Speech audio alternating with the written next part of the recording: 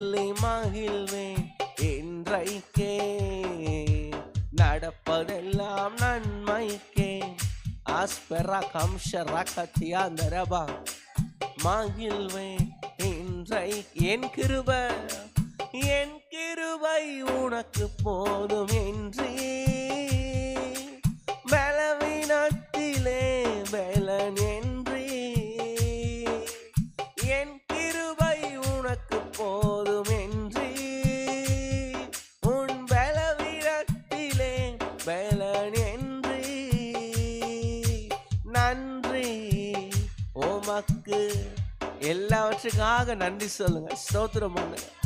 அதுதான் உங்களை குறித்த தேவனுடைய சித்தம். ஆமென். நீங்க கடந்து போகிற எல்லா பாதைகளுக்காக கர்த்தருக்கு நன்றி செலுத்துங்க. அவர் உங்க கூட இருக்கிறாரே, கரம் பிடித்து நடத்தி வருகிறாரே. நன்றி நன்றி உமக்கு நன்றி. எல்லாம் ஹல்லேலூயா. நன்றி எல்லாம் நன்மைக்கே நன்றி. சமாதான காரண நீங்கள் தானே, சர்வ வல்லவரோ நீங்கள் தானே. சமாதான காரண சர்வ வல்லவரோ இயேசு நீங்க இருக்கையில நாங்க சோர்ந்து போவதில்லை. இயேசு நீங்க, ஹல்லேலூயா, நாங்க சோர்ந்து போவதில்லை. நீங்க எல்லாமே பார்த்து கொள்வீங்க. எத்தனை பேர் விசுவாசிக்கிறீங்க? நீங்க எல்லாமே, ஹல்லேலூயா.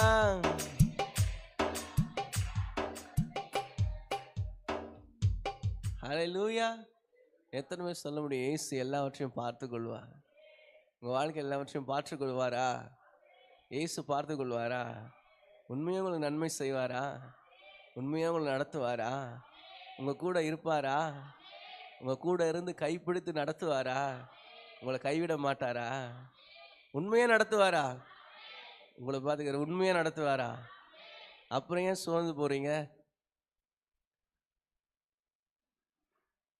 சொல்லுங்க, இயேசு என் கூட இருக்கிறார், நான் சோர்ந்து போக மாட்டேன். ஆண்டவரே, 100ஆம் சங்கீதம் எப்படி ஓய்வு நாளில் ஆராதிக்கணும்னு அழகாக சொல்லி கொடுக்குது. 2ஆம் வசனத்தில் சொல்லப்பட்டிருக்கு, மகிழ்ச்சியோட கர்த்தருக்கு ஆராதனை செய். அவர் சந்நிதி முன்னால துக்க முகமா சோர்ந்து போக முகமா அப்படி கிடையாது, ஆனந்த சத்தத்தோட அவர் சந்நிதி முன்னாக வாருங்க. ஆமென். எத்தனை பேர் மகிழ்ச்சியா கர்த்தரை ஆராதிக்க போறீங்க? எத்தனை பேர் ஆனந்த சத்தத்தோட ராஜாவை துதிக்க போறீங்க? உங்களுக்கு ஒரு காரியத்தை சொல்லவா? அவரை துதிக்கிறதுக்கு நீங்க வருகிறதுக்கு முன்னாலேயே உங்க துதியின் சத்தத்தை கேட்கறதுக்கு அவர் இங்க வந்துட்டார். ஹல்லேலூயா.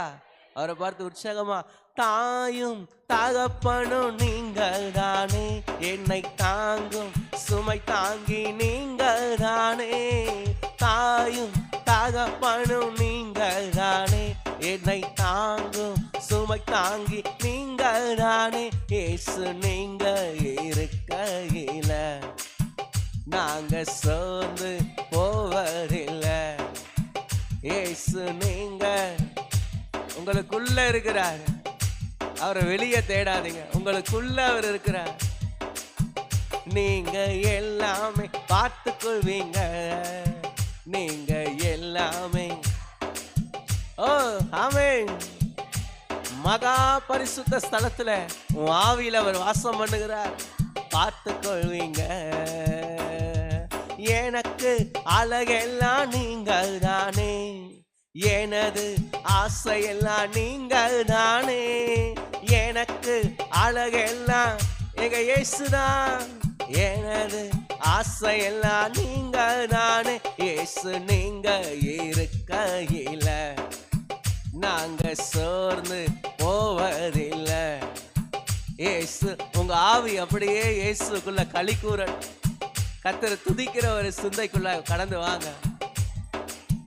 நீங்க எல்லாமே பார்த்து கொள்வீங்க, நீங்க எல்லாமே ஓ உன் வார்த்தையின்படியே உனக்காக அவர் உனக்காய் பார்த்து கொள்ளுகிறார். பார்த்து கொள்வீங்க, எல்லாமே பார்த்து கொள்வீங்க, நீங்க எல்லாமே, நீங்க எல்லாமே.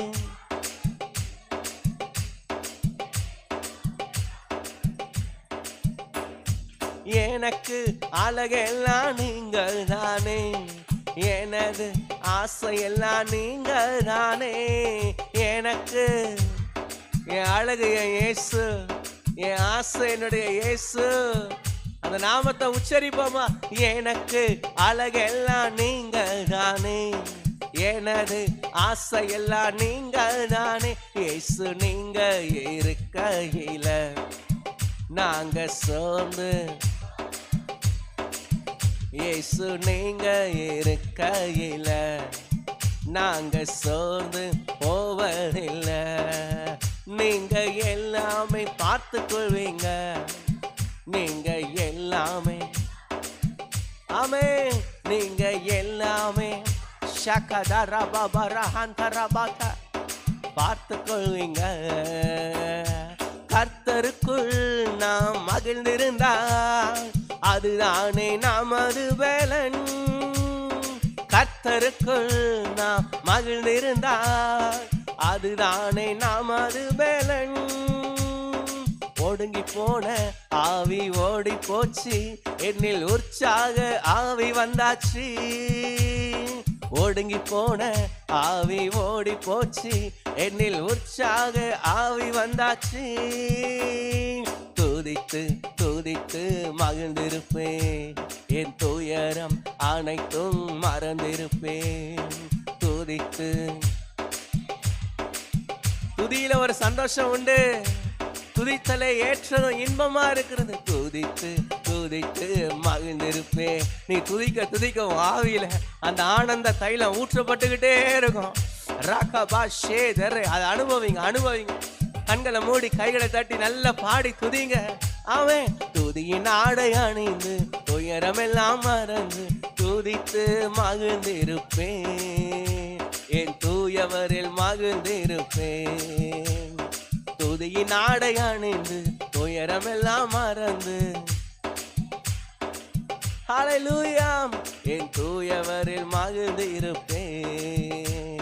துதியின் ஆடை அணிந்து துயரமெல்லாம் மறந்து துதித்து மகிழ்ந்திருப்பேன், என் தூயவரில் மகிழ்ந்திருப்பேன். ஹல்லேலூயா. ஆண்டவர் துதியையே ஒரு ஆடையா நமக்கு அவர் உடுத்து வைக்கிறார். எவ்வளோ ஒரு நல்ல தகப்பன் பாருங்களேன். அது ஏன் தெரியுமா? அந்த துதியின் ஆடையை நீங்கள் அணிஞ்சுக்கிட்டீங்க, அவர் உங்களை பார்க்கும் போதே அந்த துதி தெரியணும். உங்கள் வஸ்திரம், அந்த ஆடை, அதுக்கு பேரே துதியின் ஆடை. அவர் அதை பார்க்குறார். எத்தனை பேர் ஆமேன்னு சொல்கிறீங்க? ராஜா அவனுடைய துதிகளிலே மகிழுகிறார், ராஜா நம்முடைய துதிகளிலே மகிமைப்படுகிறார். ஹல்லேலூயா.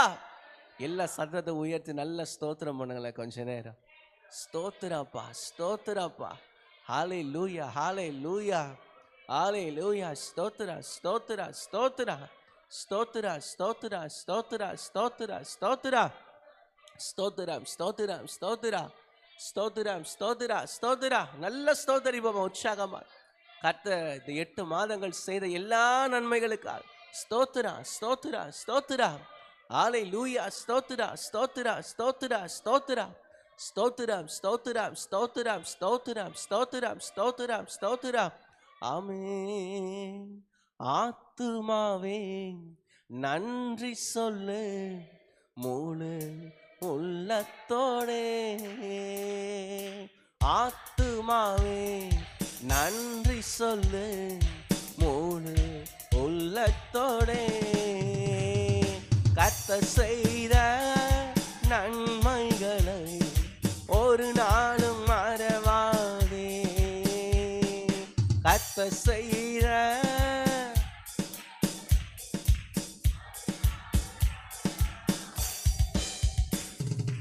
ஆத்துமாவே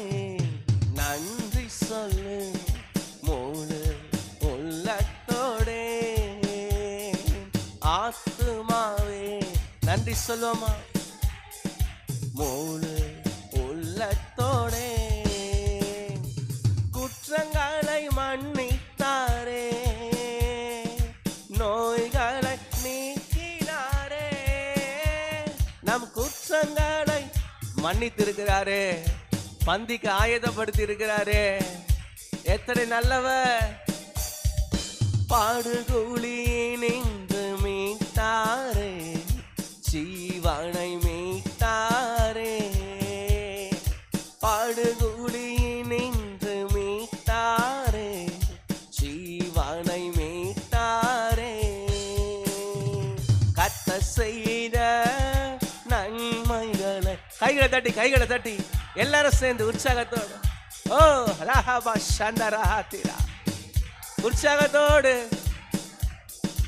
ஒரு நாளும் மறவாதே.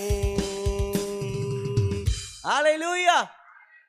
கை தட்டும் போது ஒரு விஷயம் நடக்கும். என்ன தெரியுமா? உங்க இருதயத்துக்கு போற நரம்புல ரத்த ஓட்டம் சீரா போகும். கையை தட்டி கத்தரை பாடுறதுல உடல்ல ஒரு ஆரோக்கியத்தையே கத்தர் வச்சிருக்கிறார். எத்தனை பேருடைய இருதயத்துல சீரா ரத்தம் போனோம்? எல்லாரும் உடம்புலையும் போனோம் இல்லையா? நல்ல கைத்தட்டி பாடுங்க, உற்சாகத்தோடு சேர்ந்து பாடுவோமா? கிருபை இரக்கங்களா மணிமுடி சூட்டுகிறா, கிருபை இரக்கங்களா மணிமுடி சூட்டுகிறா. வாழ்நாளெல்லாம் நன்மைகளா திருப்தியாக்கு. எத்தனை நல்லவர் நம்முடைய தகப்பன்! வாழ்நாளெல்லாம் நன்மையால மகிழ்ந்திரு ஆக்குகிறார்.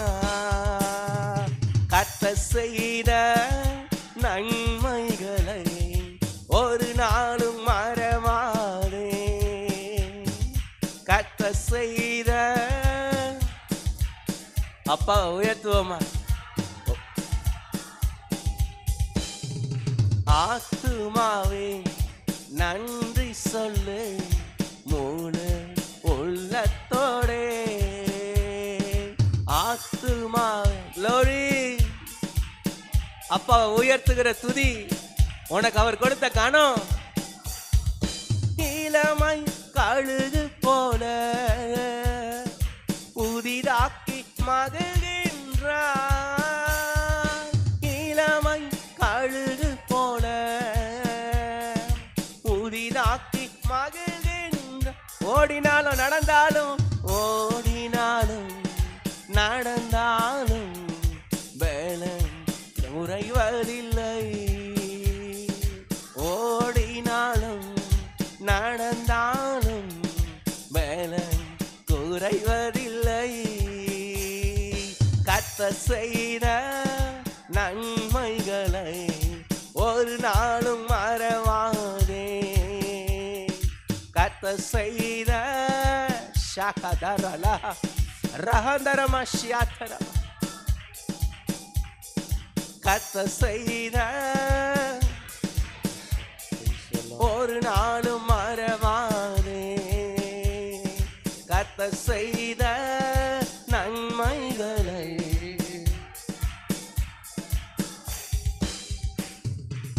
ஹல்லேலூயா. கர்த்தர் நினைவுகளையும் ஆத்துமாவுல தான் வச்சிருக்கார், மறதியையும் ஆத்துமாவுக்குள்ள தான் வச்சிருக்கார். நீங்க அவர் செய்த நன்மைகளை மறக்க போறீங்களா, நினைக்க போறீங்களா? சத்தமா சொல்லுங்க, என்ன பண்ண போறீங்க? என்ன பண்ண போறீங்க சொல்லுவோமா? ஆத்துமாவே நன்றி சொல்லு முழு உள்ளத்தோடே. ஆத்துமாவே உள்ளத்தோடு. கர்த்தர் செய்த ஒரு நாளும் மறவாதே. கர்த்தர் செய்த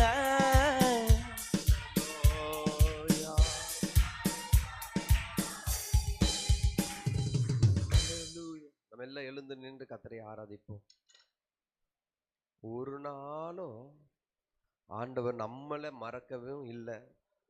யாக்கோபே, இஸ்ரவேலே, நீ என்னால் மறக்கப்படுவதில்லை, என்னால் நீ மறக்கப்படுவதில்லை என்று கர்த்தர் நம்மை சொல்லியிருக்கிறார். அவர் மாத்திரம் நம்மை மறந்து இருப்பாரானால், ஏசப்பா மாத்திரம் நம்ம நினைக்காம இருந்திருப்பாரானால் பூமியில நாம் நிலை நிறுத்திருக்கவே முடியாது. அல்லேலூயா, ஆமென். ஒவ்வொரு நாளும் ஆண்டவர் நம்மை நினைச்சிருக்கிறார். இந்த நாளில் நமக்கு என்ன உணவு தரணும், இந்த நாளில் என் பிள்ளை எப்படி இருக்கணும், எல்லாவற்றையும் கர்த்தர் என்ன பண்ண நம்ம நினைத்திருக்கிற தேவனா இருக்கிறார். அந்த ஆண்டவரை நாம் நினைத்து துதிக்க வேண்டும். உங்கள் ஆவியிலிருந்து நன்றி செலுத்த வேண்டும். உன் ஆத்துமாவிலிருந்து கர்த்தரை அப்படியே போற்ற வேண்டும். அல்லேலூயா. என் ஆத்துமாவே நன்றி சொல்லு உன் முழு இருதயத்தோடு. ஆனால் சொல்லும்போது சில ஜனங்கள் இங்கே தான் இருப்பாங்க, ஆனால் வாயில் அவங்க உதடு மட்டும்தான் துதிக்கும், உள்ளமோ ஆவியோ வேறே சிந்தனையாக இருக்கும். அந்த பலியை கர்த்தர் ஏற்றுக்க அருவருக்கிற பலியாக இருக்கும். அந்த பலியை கர்த்தர் ஏற்றுக்க மாட்டார். அவர் எப்படின்னா முழு உள்ளத்தோடு முழு ஆத்மாவோடு கர்த்தரை என்ன பண்ணணுமா, கனம் பண்ண வேணும். அல்லேலூயா. அவரை கனம் பண்ணும்போது கர்த்தர் நம்மை கனம் படுத்துகிறவராக இருக்கிறார். அல்லேலூயா. ஆண்டவரை துதிச்சு பாடுவோமா. ஒரு நாளும் என்னை மறவா தெய்வம் நீரே, நன்றியோடு உம்மை துதிக்கிறே. ஆண்டவரை பார்த்து சொல்லுங்க, அப்பா ஒரு நாளும் என்னை மறவா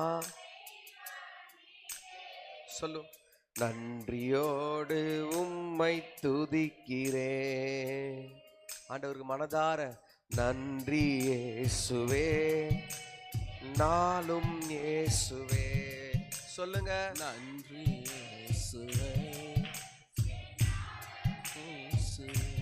ஒரு நாளும் என்னை மறவா. எல்லா கரங்களை தட்டி நீரே, நன்றியோடு உம்மை துதிக்கிறேன்.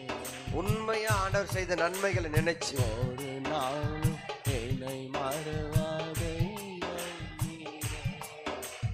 நன்றியோடு உம்மை துதிக்கிறேன். நன்றி இயேசுவே, நன்றி இயேசுவே, என்னாலும் இயேசுவே சொல்லுங்க. நன்றி இயேசுவே, வாக்கு தத்தம் தந்தவரே,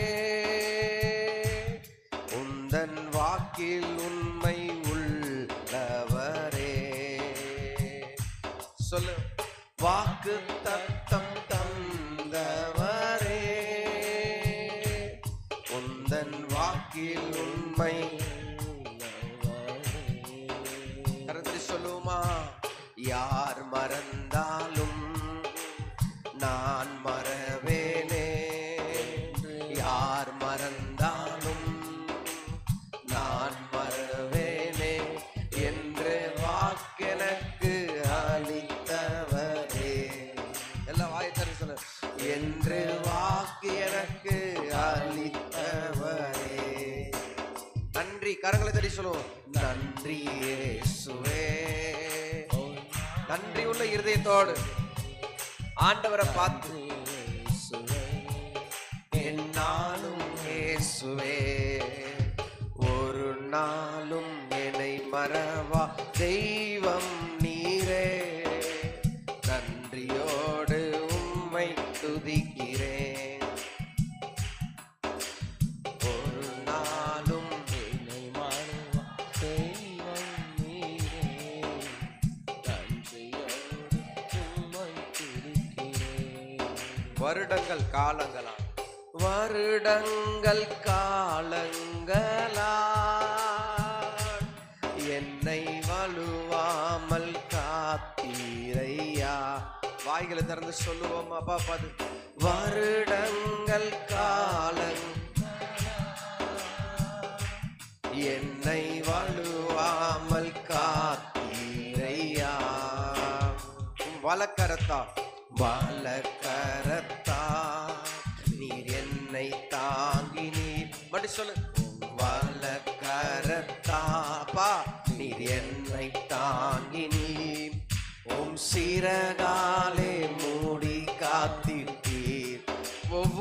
நாளும் உம் சிறகாலே மூடி காத்திட்டே.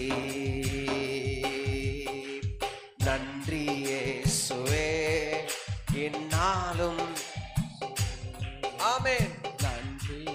மனதார நல்ல கரங்களை தட்டி ஒரு நாளும் ஒரு நிமிஷமும் ஒரு நாளும் தெய்வம் நீரே, நன்றியோடு உம்மை துதிக்கிறேன்.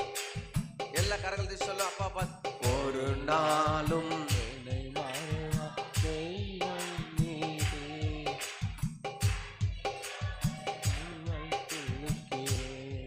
நன்றி அப்பா சொல்லுங்க. நன்றி இயேசுவே. எல்லாம் உற்சாகமா எல்லா கரங்களை தட்டி முழு பலத்தோடு. நன்றி இயேசுவே, எதிர்காலம் உம் கையிலே, எந்தன் பயம் யாவும் நீக்கியதே. சொல்லுங்க அப்பா பார்த்து. எதிர்காலம் உம் கையிலே, எந்தன் பயம் யாவும் நீர் என் பக்கத்தில், நீர் என் பக்கத்தில், நான் பயப்படேனே. சொல்லுங்க. நீர் என் பக்கத்தில், நான் பயப்படேனே. என் துணையாக இருக்கின்றீரே. உள்ளத்துல இருந்து சொல்லுங்க அப்பா பாத்து. என் துணையாக இருக்கின்றீரே. கரங்களை தட்டி அப்பாவை. இயேசுவே. எஸ் எஸ் நல்ல துதி நல்ல துதி. நன்றி உள்ள இருதயத்தோடு. ஒரு நாள் ஒரு நாளும் என்னை மறவா.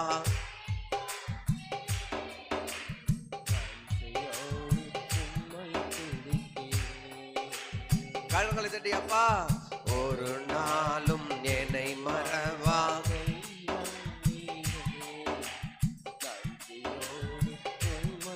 வருடங்கள் காலங்களாய் சொல்லுமா. வருடங்கள் காலங்களாய் என்னை வலுவாமல் காத்தீரையா. சகமா. வருடங்கள் காலங்களாய் நல்ல கரங்களை தடி எல்லாரும். வலுவாமல் காத்தீரையா. சொல்லுங்க. வலக்கரத்தா என்னை தாங்கினி. சொல்லு. வலக்கரத்தால் பா என்னை தாங்கினி. உம் சிறகாலே மூடி காத்திட்டே. உம் சிறகாலே மூடி காத்திட்டே. உம் வலக்கரத்தால் நீ பயப்படாத. உன் வலது கரத்தை பிடிச்சிருக்கிறேன்னு சொன்னவர் காத்திட்டே. சொல்லுங்க. உம் வலக்கரத்தால் நீர் என்னை காத்திட்டே. உம் சிறகாலே மூடி காத்திட்டே. உம் சிறகாலே. இப்போ நீர் என் பக்கத்தில், நீர் என் பக்கத்தில், நான் பயப்படேனே. சொல்லுங்க. நீர் என் பக்கத்தில் அப்பா. சொல்லுங்க.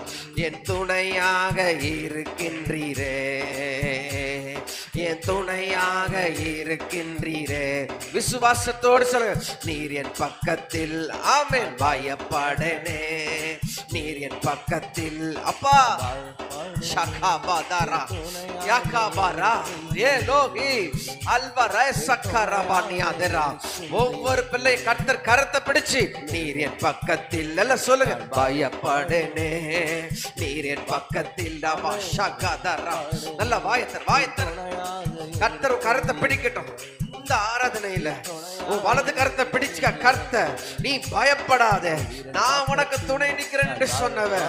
இதோ இதோ கர்த்தர் உன் பக்கத்துல, உன் வல பக்கத்துல உனக்கு நிழலா இருந்து உனக்கு எதிரிட்டு வர சத்துருக்களுக்கு கர்த்தர் சரி கட்டுவாராக. கர்த்தரே சரி கட்டுவாராக. சொல்லுங்க. நீர் என் பக்கத்தில். ஆராதனையில ஓ கர்த்தாவே, என் தேவனாகிய கர்த்தாவே, என் துணையாக இருக்கின்றீரே. சொல்லுங்க. என் துணையாக இருக்கின்றீரே.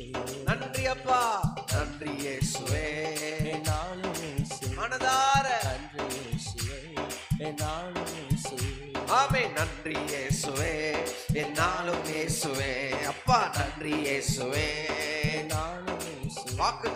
வாக்கு தத்தம் தந்தவரே, உந்தன் வாக்கில் உண்மை உள்ளவரே. எல்லாம் சொல்லுங்க, வாக்கு தத்தம் தந்தவரே இசையா, வாக்கில் உண்மை உள்ளவரே. ஆமென். யார் மறந்தாலும் நான் மறவேனே, சொல்லுங்க, யார் மறந்தாலும் நான் மறவேனே என்று வாக்கெனக்கு அளித்தவரே, என்று வாக்கெனக்கு. எல்லாம் விட்டுட்டு போலாம், எல்லாம் மறந்துடலாம். கர்த்தர் நீ என்னால் மறப்பதில்லை, நீ என்னால் மறப்பதில்லை. எல்லாரும் மறந்தாலும், யார் உன்னை கைவிட்டாலும், தகப்பனும் தாயும் கைவிட்டாலும், கர்த்தரோ நம்மை சேர்த்து கொள்ளுவார். சொல்லுங்க, யார் மறந்தாலும் நான் மறவேனே, சொல்லுங்க, யார் மறந்தாலும் நான் மறவேனே என்று வாக்கெனக்கு அளித்தவரே, என்று வாக்கெனக்கு அளித்தவரே. உம் வலக்கரத்தா நீ என்னை தாங்கினீ, சொல்லுங்க, வல்லக்கரத்தா நீ என்னை தாங்கினீ, உம் சிறகாலே மூடி காத்திட்டீ, உம் சிறகாலே மூடி காத்திட்டீ. அப்பா பார்த்து சொல்லுங்க, உம் வலக்கரத்தா நீ என்னை தாங்கினீர், உம் வலக்கரத்தா நீ என்னை தாங்கினீ, உம் சிறகாலே மூடி காத்திட்டீ. சொல்லுங்க, உம் சிறகாலே மூடி காத்திட்டீ. நன்றி அப்பா, நன்றி இயேசுவே, என்னாலும் இயேசுவே, ஆமென். நன்றி இயேசுவே. எல்லாரும் கரங்களை தட்டி முழு பலத்தோடு ஆமென். நன்றி இயேசுவே, என்னாலும் இயேசுவே, எல்லாரும் ஒரு மனப்படுத்து, எல்லாரும் கர்த்தரை துதிங்க. என்னாலும் இயேசுவே. உம்மை முழு உள்ளத்தோடு ஆராதிப்பே, முழு பலத்தோடு அன்பு கூறு. ஜகமா ஆராதனை ஆராதனை ஆராதனை ஆராதனை. எல்லாரும் எல்லா கரங்களை தட்டி ஆராதனை ஆராதனை. மகிமையின் தேவனே, மகத்துவமான தெய்வமே, எல்லாரும் முழு பலத்தோடு உம்மை முழு உள்ளத்தோடு ஆராதிப்பே, முழு பலத்தோடு அன்பு கூறுவே. ஆராதனை ஆராதனை ஆராதனை ஆராதனை. சொல்லுங்க, ஆராதனை ஆராதனை. கேட்கிற சத்தத்தை உயர்த்தி, ஆராதனை ஆராதனை. எபினேசரே எபினேசரே எபினேசரே, இதுவரையில் உதவி நீரே. எபினேசரே, எபினேசரே, இதுவரை உதவி நீரே. ஐயா இதுவரையில் உதவி நீரே, ஐயா இதுவரையில். உம்மை முழு உள்ளத்தோடு ஆராதிப்பே. ஹல்லேலூயா. எல்லா கரங்களை தட்டி கண்களை மூடி, இந்த பரலோக தேவனாகிய கர்த்தர், அந்த பரிசுத்த தெய்வமாகிய ஆண்டவர், பிதாவின் வலது பரிசுத்த வீட்டில் இருக்கிற சர்வ வல்லவரே, ஆராதனை ஆமென். கரங்களை தட்டி சொல்லுவோமா, ஆமென். ஆராதனை ஆராதனை.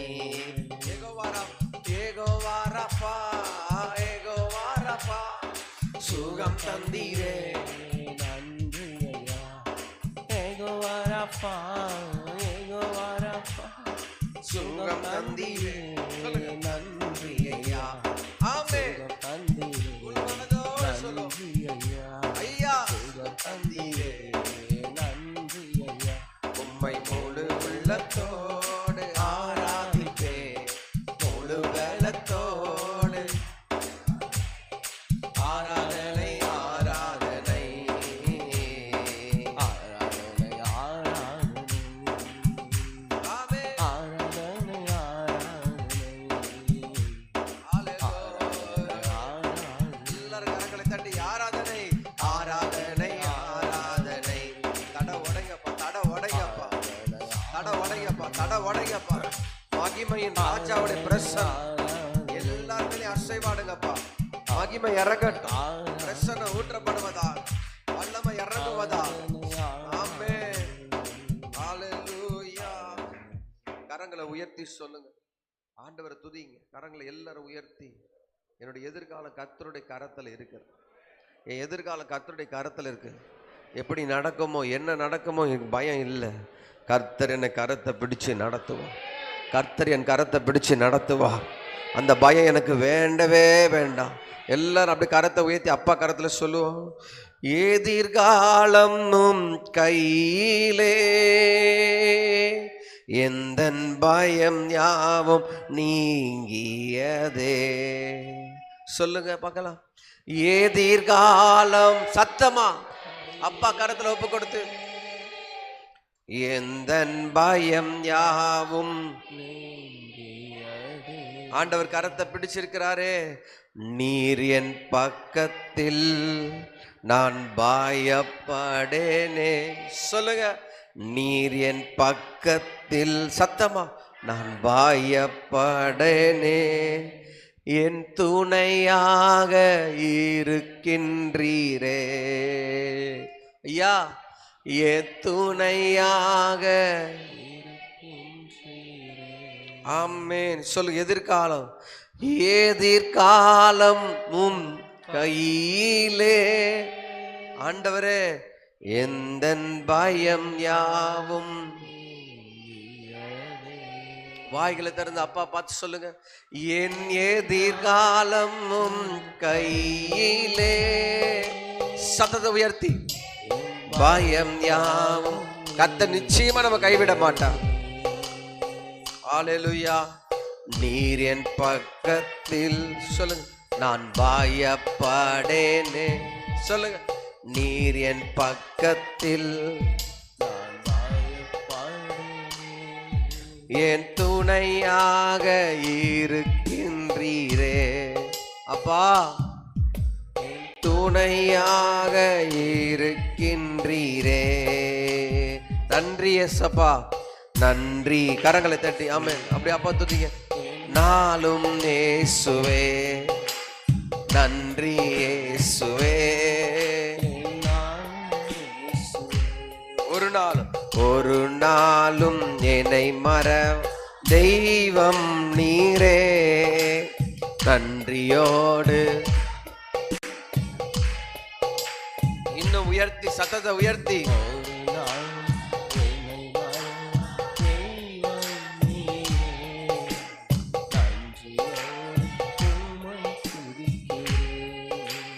வருடங்கள் காலங்களா என்னை வலுவாமல் இந்த வருடத்துல நடத்தினீரையா. அப்பா பார்த்து சொல்லுங்க, வருடங்கள் காலங்களா. ஆமாண்டவரே, என்னை வலுவாமல் வலக்கரத்தால்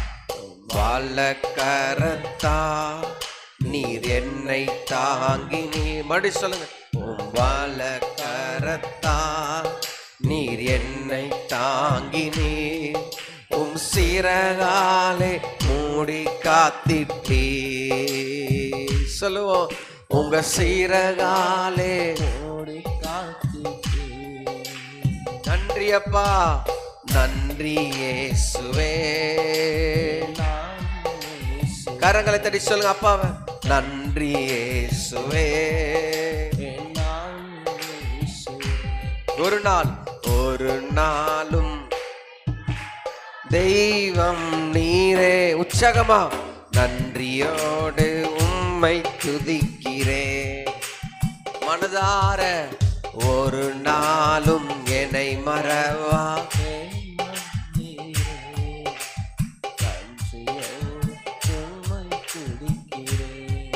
வாக்கு தத்தம் தந்தவரே,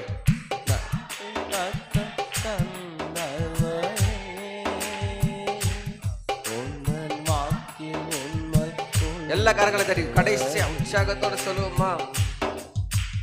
வாக்கு தத்தம் தந்தவரே,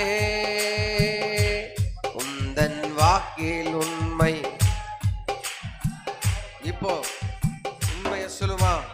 யார் மறந்தாலும் நான் மறவேனே. சொல்லுங்க, யார் மறந்தாலும் ஏசப்பா நான் மறவேனே என்று வாக்களித்து அவரே என்று வாக்கெனக்கு அளித்த. யார் என கைவிட்டாலும் நீ கைவிட மாட்டி சொல்லுங்க. கரங்கள் தட்டி அப்பாவை நல்லா துதிங்க உற்சாகமா. நான் மறவேனே சொல்லுங்க. யார் மறந்தாலும் நான் மறவேனே என்று வாக்கெனக்கு அளித்தவரே. இந்த வாரம் முழுவதும் கர்த்தரை கைவிட மாட்டி. தாய் தம் பிள்ளைய மறந்தாலும், யார் எங்களை மறந்தாலும், அம்மே யார் மறந்தாலும் சொல்லுங்க நான் மறவேனே. ஆமென். யார் மறந்தாலும் கர்த்தர் உன்னை ஒரு நாள் மறக்கவே மாட்டார். எல்லா கரங்களை தட்டி கர்த்தர் நன்றி சொல்ற. என்ற வாக்கெனக்கு அளித்தவரே. யார் மறந்தாலும் நான் மறவேனே. யார் மறந்தாலும் நான் மறவேனே. என்ற வாக்கெனக்கு அளித்தவரே. என்ற வாக்கெனக்கு அளித்தவரே. கரம் உயர்த்தி பிதாவாகிய தேவனை எல்லாரும் ஸ்தோத்திரம் பண்ணுவோமா? ஸ்தோத்திரம் ஸ்தோத்திரம் ஸ்தோத்திரம் ஸ்தோத்திரம். இயேசுவின் ஸ்தோத்திர ஆராதனைகளை அங்கீகரித்து ஏற்றுக்கொள்ளும் பிதாவே. ஆமென். நாம் உட்காருவோம். தெய்வ சமூகத்திலே நாம் சில சிறப்பு சாட்சிகளை பற்றின வீடியோக்களை பார்க்க போகிறோம். தெய்வ நாம மகிமைக்கென்று அதை நாம் பார்த்து கர்த்தரை மகிமைப்படுத்துவோம்.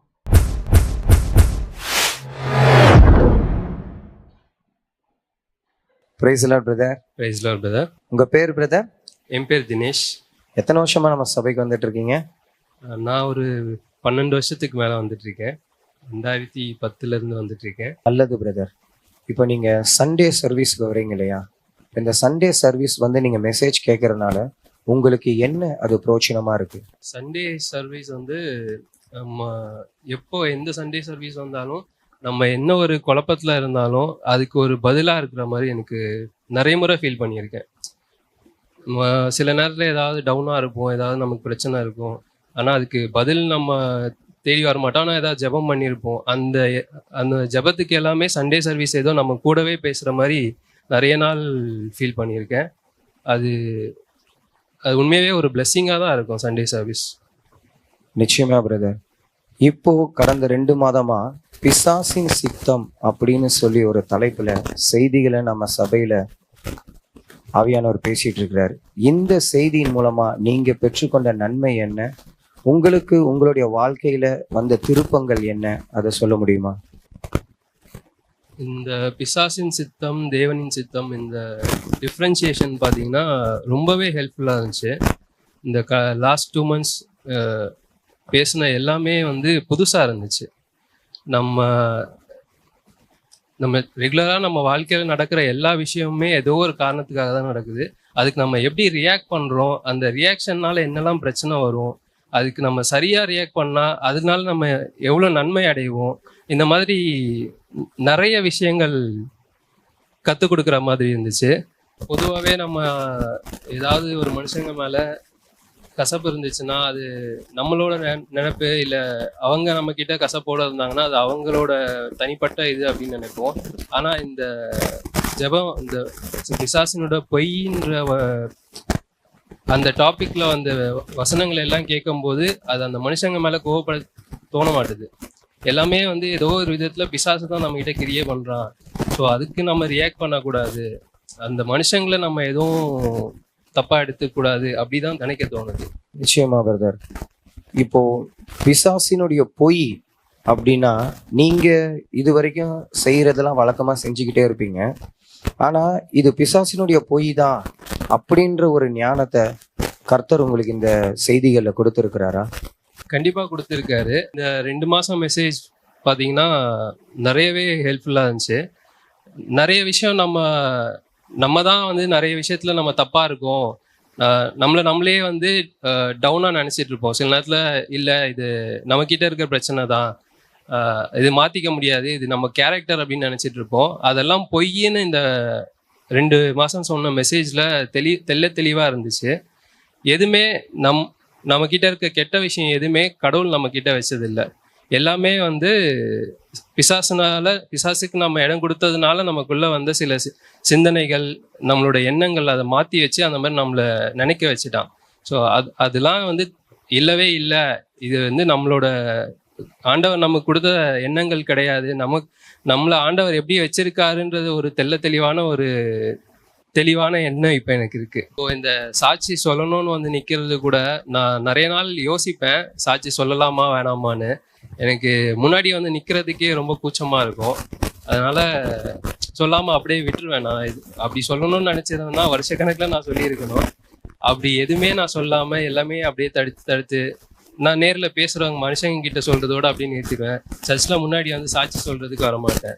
இப்போது ரீசெண்டாக இந்த மெசேஜில் சொன்னப்போ கூட சாட்சி சொன்னால் தான் அடுத்த மனுஷங்களுக்கு அது பிரயோஜனமாக இருக்கும், நம்ம வாழ்க்கையில் கர்த்தர் என்ன செஞ்சாருன்றத சொல்கிற மாதிரி இருக்கும்ன்றதுனால சரி, இப்போ என்னோட அந்த வெக்கப்படுற அந்த இது கூட தப்புதான்றதும் இப்போ எனக்கு புரிஞ்சிருக்கு. இருந்தாலும் அதை உடனே மாற்றிக்க முடியலன்றதுனால இப்போ வீடியோன்றதுனால கொஞ்சம் ஈஸியாக இருக்குது. அதனால சொல்ல வந்துட்டேன். இந்த மெசேஜ் மூலமா நீங்க எப்படி அந்த டெலிவரன்ஸ் எப்படி ஃபீல் பண்றீங்க? கடந்த வாரம் ஜெபம் எப்படி இருந்தது? இந்த மெசேஜுங்களுக்கு கடந்த 2 மாதம் மெசேஜ், இந்த போன வாரம் மெசேஜ், இதுக்கெலாம் வந்து ரொம்ப தெளிவை கொடுத்த மாதிரி இருந்துச்சு. இதுக்கு முன்னாடி நமக்கு ஒரு தொந்தரவு வருது, நமக்கு ஒரு தொல்லை வருதுன்னா அது ஒரு லெவலுக்கு மேலே தான் நமக்கு நம்மளோட லெவல் ஒன்று இருக்கும்ல, கடவுள்கிட்ட நம்ம எவ்வளோ நெருக்கமாக இருக்கும்ன்றது. அந்த லெவல் பார்த்தீங்கன்னா நமக்கு ஒரு பிரச்சனைன்னு ஒன்று வந்ததுக்கு அப்புறம் தான் இது அனுமதிச்சனால தான் நமக்கு இந்த பிரச்சனை வருது அப்படின்ற ஒரு தெளிவு வரும். இப்போ நமக்கு அந்த தொந்தரவு வர்றதுக்கு முன்னாடி இதெல்லாம் ஒன்று நடக்க போகுது, இதனாலலாம் இது பிரச்சனை வரலாம் அப்படின்னு ஒரு உள்ளுக்குள்ளேயே ஒரு உணர்வு எப்பவுமே இருந்துகிட்டே இருக்க மாதிரி இருக்கு. எப்பவுமே ஒரு வழிநடத்துதல் இருந்துகிட்டே இருக்க மாதிரி இருக்கு. ஒரு நல்ல எண்ணங்களை சொல்லி கொடுக்குற ஒருத்தர் நம்ம கூடவே இருக்காரு. உள்ள இருந்து ஒருத்தர் நமக்கு வந்து ஒரு விஷயங்களை இப்படிதான் பண்ணணும், இப்படி பண்ணக்கூடாது அப்படின்னு நடத்துற மாதிரி இருக்கு.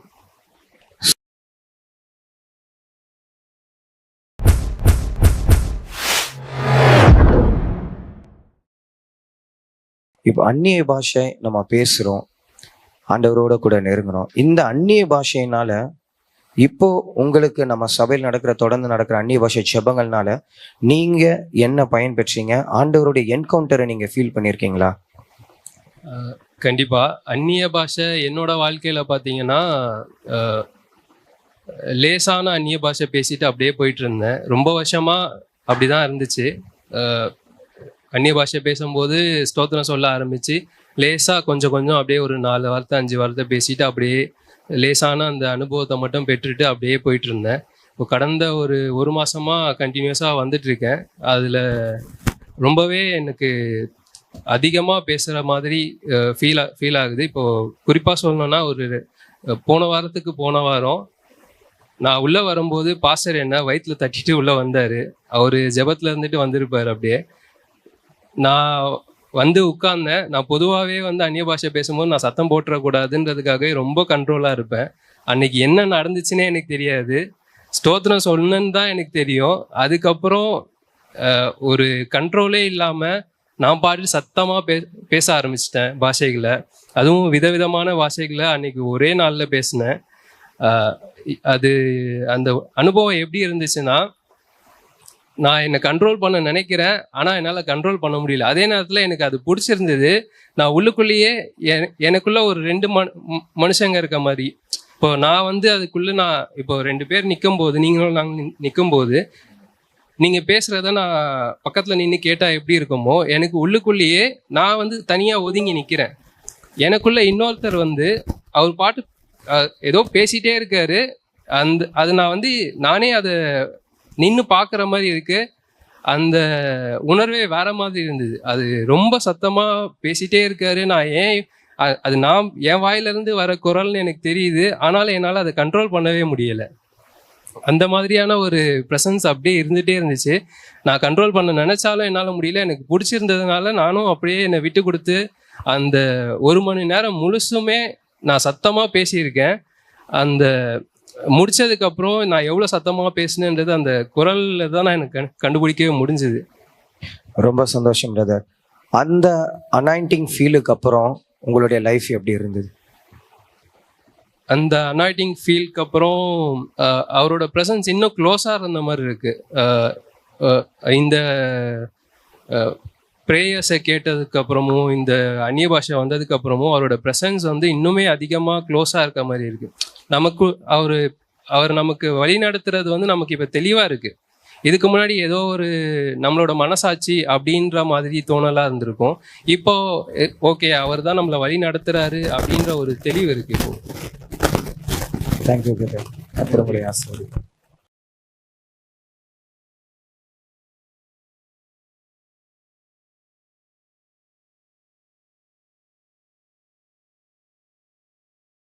செய்த எல்லா நன்மைகளுக்காக ஸ்தோத்திரம் பண்ணுவோம். சத்தமா ஸ்தோத்திரமா துதிக்கிறோம் அப்பா, ஸ்தோத்தரிக்கிறோம் ஆண்டவரே. கவலைகள் பெருகி கலங்கும் போது மகிழ்வித்தி அன்பினா. கையை உயர்த்தி எல்லாரும். கவலைகள் பெருகி கலங்கும் போது மகிழ்வித்தி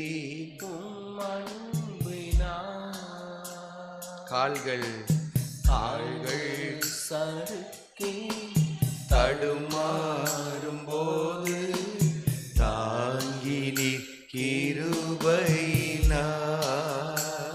எல்லாரும் என் கால்கள் சறுக்கி தடுமாறும் போது தாங்கி கிருபையினார். கையை உயர்த்தி மகிழ்ச்சியின் மகுடம் நீதானையா மணவாளரே உம்மை மறவே. எல்லாரும் சத்தமா மகுடம் நீதானையா மணவாளரே உம்மை மறவே. பகல் நேர பாடல் நீரே, இரவெல்லாம் கனவு நீரே, மேலான சந்தோஷம் நீரே, நாளெல்லாம் உம்மை பாடுவேன். என் மேலான சந்தோஷம்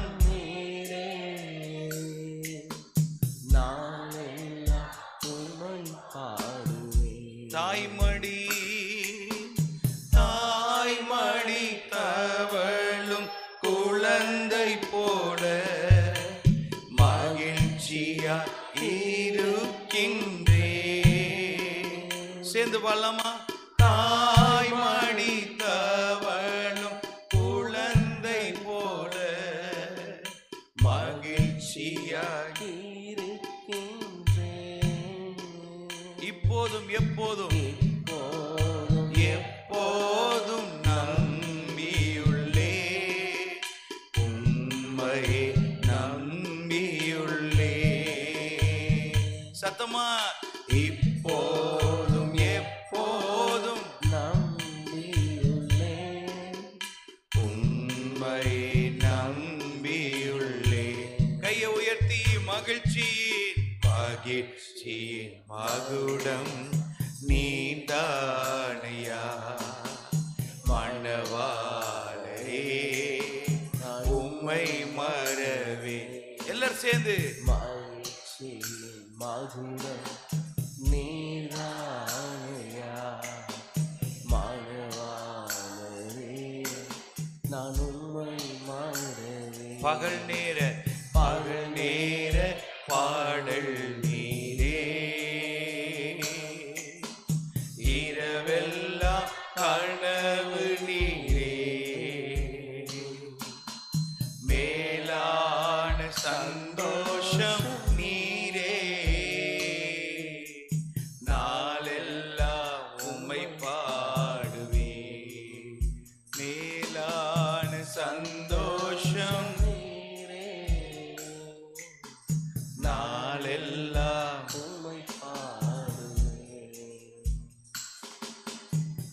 ஹalleluya, ஹalleluya, ஹalleluya. கர்த்தர் நல்லவர். ஆமென். கர்த்தர் இன்றைக்கு நம்மோடு கூட பேசி நம்மை ஆசீர்வதிக்க விரும்புகிறார். ஆமென். அவருடைய வார்த்தைக்காக நம்ம எல்லாம் கைகளை உயர்த்தி கர்த்தர் ஸ்தோத்திரம் பண்ணுவோம். சத்தமா ஸ்தோத்திரம் பண்ணுவோம். ஸ்தோத்திரம், ஸ்தோத்திரம், ஸ்தோத்திரம், ஸ்தோத்திரம், ஸ்தோத்திரம், ஸ்தோத்திரம், ஸ்தோத்திரம். ஹalleluya. சண்டே கிளாஸ் பிள்ளைங்க எழுந்து உங்க வகுப்புக்கு போங்க. மாத்திரமல்ல 2 தீமோத்தேயு 2வது அதிகாரம் 26வது வசனம். பிசாசானவனுடைய இச்சையின்படி செய்ய அவனால் பிடிபட்டிருக்கிற அவர்கள் மறுபடியும் மயக்கம் தெளிந்து அவன் கண்ணிக்கு நீங்கத்தக்கதாகவும் சாந்தமாய் அவர்களுக்கு உபதேசிக்க வேண்டும். கர்த்தருடைய பரிசுத்த நாமத்துக்கு மகிமை உண்டாகட்டும். இந்த வசனத்தின் ஆழத்துக்குள்ளே கர்த்தர் சில மாதங்களாக நம்ம எல்லாம் கொண்டு போய் கொண்டிருக்கிறார். அதன்படி பிசாசனுடைய திட்டம் அல்ல, அது பிசாசனுடைய சித்தம், அவனுடைய பிளான், அவனுடைய சித்தத்தின்படி செய்வதற்கு நம்மையெல்லாம் அவன் கண்ணி வைத்து பிடிக்கிறான் என்று சொல்லி அதை கட்டாயம் பண்ணி கண்ணி வைத்து பிடித்தவர்களை, அவனால் பிடிப்பட்டவர்களை கட்டாயம் பண்ணி அவர்களை அவனுடைய சித்தம் செய்ய வைக்கிறான். அதற்கு அவர்கள் தப்பி செல்லாமல் இருப்பதற்கு ஒரு மயக்க நிலைமையிலேயே அவன் வைத்திருக்கிறான் என்பதை நாம் கடந்த சில வாரங்களாக மாதங்களாக தியானித்து வருகிறோம். ஆகவே தெளிமா என்று சொல்லப்படுகிற அந்த கிரேக்க வார்த்தையானது அவருடைய அந்த சித்தத்தை குறிக்கிற ஒரு வார்த்தை. சரியாய் மத்தேயு சுவிசேஷம் 7:21 சொன்ன அதே வார்த்தை தான் 2 தீமோத்தேயு 2:26 பயன்படுத்தப்பட்டிருக்கிறது. பரலோக பிதாவும் நம்மை குறித்து ஒரு பெரிய திருச்சித்தத்தை வைத்திருக்கிறார். நம்மை குறித்த ஒரு நோக்கத்தை, திட்டத்தை வைத்திருக்கிறார். அதை குலைத்து போடும்படியாக, அதை இல்லாமல் போகும்படியாக பிசாசானவன் ஒரு சித்தத்தை வைத்து கட்டாயம் பண்ணி அதை செய்ய வைக்கிறான். அதற்கு அவர்களை ஒரு மயக்கத்திலே வைக்கிறான் என்று சொல்லி. ஆகவே 2வது வார்த்தை அந்த பகிடாஸ் என்கிற வார்த்தை குறித்தும் தியானித்தோம். அது அந்த கண்ணி, ட்ராப். அவன் கண்ணி வைத்து பிடிக்கிறான். நம்முடைய பலவீனங்களிலே நம்மை அவன் கண்ணி வைத்து பிடிக்கிறான் என்பதையும் நாம் கேட்டு அறிந்தோம். மாத்திரமல்ல, மயக்கம் தெளிய என்று சொல்ற வார்த்தை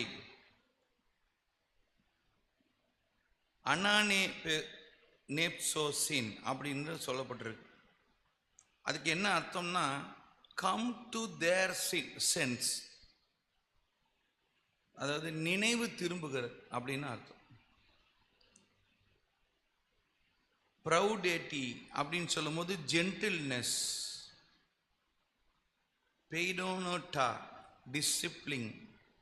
அதாவது அவர் எப்படி நடத்த சொல்றாரு, எப்படி நடத்தணும்னு விரும்புறாரு, அவர் அப்படிப்பட்டவங்க கிட்ட அவர் எப்படி செயல்படுறாரு, அவர் எப்படிப்பட்டவரோ அங்கே அவர்களோடு கூட நடந்து கொள்கிறார் என்பதையும் இந்த வார்த்தையின் மூலமாய் பார்க்கிறோம். அவர் இப்படிப்பட்டவர்களை, அதாவது சாத்தானின் கண்ணியில் அகப்பட்டு அவனால் மயக்கம் தெளியாமல் பிடிபட்டு அவனுடைய சித்தத்தை செய்ய பிடிக்கப்பட்டவர்கள் இடத்திலே தேவன் கடினமாய் அல்ல, மென்மையாக அவர்களோடு நடந்து கொள்ளுகிறார். அதாவது சாந்தமுள்ளவராய் அவர்களோடு நடந்து கொள்ளுகிறார். அவர்களை அவர் கடிந்து கொள்ளுவதில்லை. காரணம், அவர்கள் சாத்தானுடைய கண்ணியில் போய் பிடிபட்டிருக்கிறார்கள். அவர்கள் விடுவிக்கப்பட முடியாமல் தவித்து கொண்டிருக்கிறார்கள். இப்பொழுது அவர்களுக்கு கடிந்து கொள்ளுதல் அல்ல, கடுமையாக அல்ல, மென்மையாக நடத்த வேண்டும் என்று சொல்லி கர்த்தர் அப்படிப்பட்டவர்களோடு மென்மையாக நடக்கிறார், சாந்தம் உள்ளவராக நடக்கிறார். ஆகவே மத்தேயு சுவிசேஷம் 12வது அதிகாரம் 17வது வசனத்திலிருந்து 21வது வசனம், ஏசாயா தீர்க்கதரிசியால் உரைக்கப்பட்டது நிறைவேறும்படி இப்படி நடந்தது. இவன் உரைத்ததாவது, இதோ நான் தெரிந்து கொண்ட என்னுடைய தாசன், என் ஆத்துமாவுக்கு பிரியமாய் இருக்கிற என்னுடைய நேசன், என் ஆவியை அவர் மேல் அமர பண்ணுவேன். அவர் புறஞ்சாதியாருக்கு நியாயத்தை அறிவிப்பார், வாக்குவாதம் செய்யவும் மாட்டார், கூக்குரல் இடவும் மாட்டார். அவருடைய சத்தத்தை ஒருவனும் வீதிகளில் கேட்பதும் இல்லை. வாக்குவாதம் செய்யவும் மாட்டார், கூக்குரல் இடவும் மாட்டார், அவருடைய சத்தத்தை ஒருவனும் வீதிகளில் கேட்பதும் இல்லை. அவர் நியாயத்திற்கு ஜெயம் கிடைக்க பண்ணுகிற கவனிங்க, அவர் நியாயத்திற்கு ஜெயம் கிடைக்க பண்ணுகிற வரைக்கும் நெறிந்த நாணலை முறிக்காமலும் மங்கி எரிகிற திரியை அணைக்காமலும் இருப்பார். அவருடைய நாமத்தின் மேல் புறஜாதியார் நம்பிக்கையாய் இருப்பார்கள் என்பதே. கர்த்தருக்கு ஸ்தோத்திரம். இங்க ரெண்டு காரியத்தை சொல்லி இருக்கிறது. நெறிந்த நாணல், மங்கி எரிகிற திரி. பிசாசு கற்பாறையா இருக்க வேண்டிய நம்மை ஒரு நெறிந்த நாணல் கோல் போல மாற்றி விடுகிறான். பிரகாசித்து அநேகருக்கு ஒளி கொடுக்க வேண்டிய நம்மை மங்கி எரிகிற விளக்காக மாற்றுகிறான். அந்த மங்கி எரிகிற விளக்கு எப்படிப்பட்டதா இருக்கிறது என்று சொன்னால், அந்த மங்கி எரிகிற திரி எப்பொழுது அணையோ, எப்பொழுது வேணாலும் அது அணைந்து விடும் என்று சொல்லுகிற நேரம், அந்த அந்த அந்த டைமுக்கு அது வந்துடுச்சு. சிலர் என்ன செய்வாங்க, வீட்டில் விளக்கு எரியும் போது அந்த மங்கி எரிகிற திரி அப்படி அப்படி அணையிற மாதிரி திருப்பி எரியும். எத்தனை பேர் பார்த்துருக்கீங்க? விளக்கு அணையிற மாதிரி திருப்பி எரியும், திருப்பி அணையிற மாதிரி. நம்ம குணம் என்ன தெரியுமா? என்ன குணம் சொல்லுங்க? டப்புன்னு ஒரு அடி, டப்புன்னு அதை அணைச்சிடும், இல்லைன்னா அப்படின்னு. ஏன்னா அது நமக்கு பிடிக்காது. ஏன்னா அது திடீர்னு எரியும். சொல்லுங்க, திடீர்னு எரியும், அணைஞ்சிடும், திடீர்னு எரியும், அப்படி அப்படி அப்படி வரும், அப்படி போகும். கர்த்தருக்கு ஸ்தோத்திரம். மனுஷங்களாகி நமக்கு அந்த பொறுமை கிடைக்காம என்ன பண்ணிடுவோம்? ஒன்று கையால் அணைச்சிடுவோம், இல்லைன்னா வாயினால் ஊதி அதை அணைத்து விடுவோம். ஆனால் இங்கே சொல்லுகிறது, மங்கி எரிகிற திரியை அவர் அணைக்காமலும் இருப்பார். ஆமேன். அந்த மங்கி எரிகிற திரியை அவர் அணைப்பதல்ல, அது திரும்ப பிரகாசமா எரிய வேண்டும். அதுதான் அவருடைய விருப்பம். அல்லேலூயா. அந்த மங்கி எரிகிற திரி இடத்திலே, நெறிந்த நாணல் இடத்திலே அவர் எப்படி நடந்து கொள்கிறார் என்பதை 18வது வசனத்தில் பார்க்கும்போது அவர் எப்படி செய்றார்? வாக்குவாதம் செய்ய மாட்டார், கூக்குரல் இடவும் மாட்டார், அவருடைய சத்தத்தை ஒருவனும் வீதிகளில் கேட்பதும் இல்லை. அவர் கடுமையாய் நடத்துவதில்லை. அந்த மங்கி எரிகிற திரியின் இடத்திலே கடுமையாய் அவர் நடந்து கொள்வதில்லை. மாறாக அவர் சாந்தம் உள்ளவராய், மென்மை உள்ளவராய் அவர் அந்த மங்கி எரிகிற திரிக்கு இரக்கம் காண்பிக்கிறார். அல்லேலூயா. எத்தனையோ திரி பிசாசினால் மங்கி போனது, எத்தனையோ விளக்கு பிசாசினால் வெளிச்சமாய் பிரகாசமாய் இருக்கக்கூடாதபடிக்கு அது மங்கி போயிட்டது. ஆனாலும் அவர் பொறுமை இழக்காமல் நீடிய பொறுமையோடு அந்த விளக்க திரிய சரி செய்து அந்த திரி திரும்ப பிரகாசமாய் எரியும்படி அதை மாற்ற வேண்டும் என்று கர்த்தர் விரும்புகிறார். இப்படிப்பட்ட ஒரு நல்ல அன்பான கர்த்தர் நமக்கு இருக்கிறபடி நான் கைகளை உயர்த்தி எல்லாரும் ஸ்தோத்திரம் பண்ணுவோம், சத்தமா ஸ்தோத்திரம் பண்ணுவோம். ஹல்லேலூயா, ஹல்லேலூயா. நேரிந்த நாணலை முறிக்காதவர், மங்கி எரியும் தீரியை அணையா, உளம்பலை களிப்பாய் மாற்றுபவர், விடுதலை தெய்வம் இயேசுபரன். எல்லாரும் நேரிந்த நாணலை முறிக்காதவர், மங்கி எரியும் தீரியை அணையார், உளம்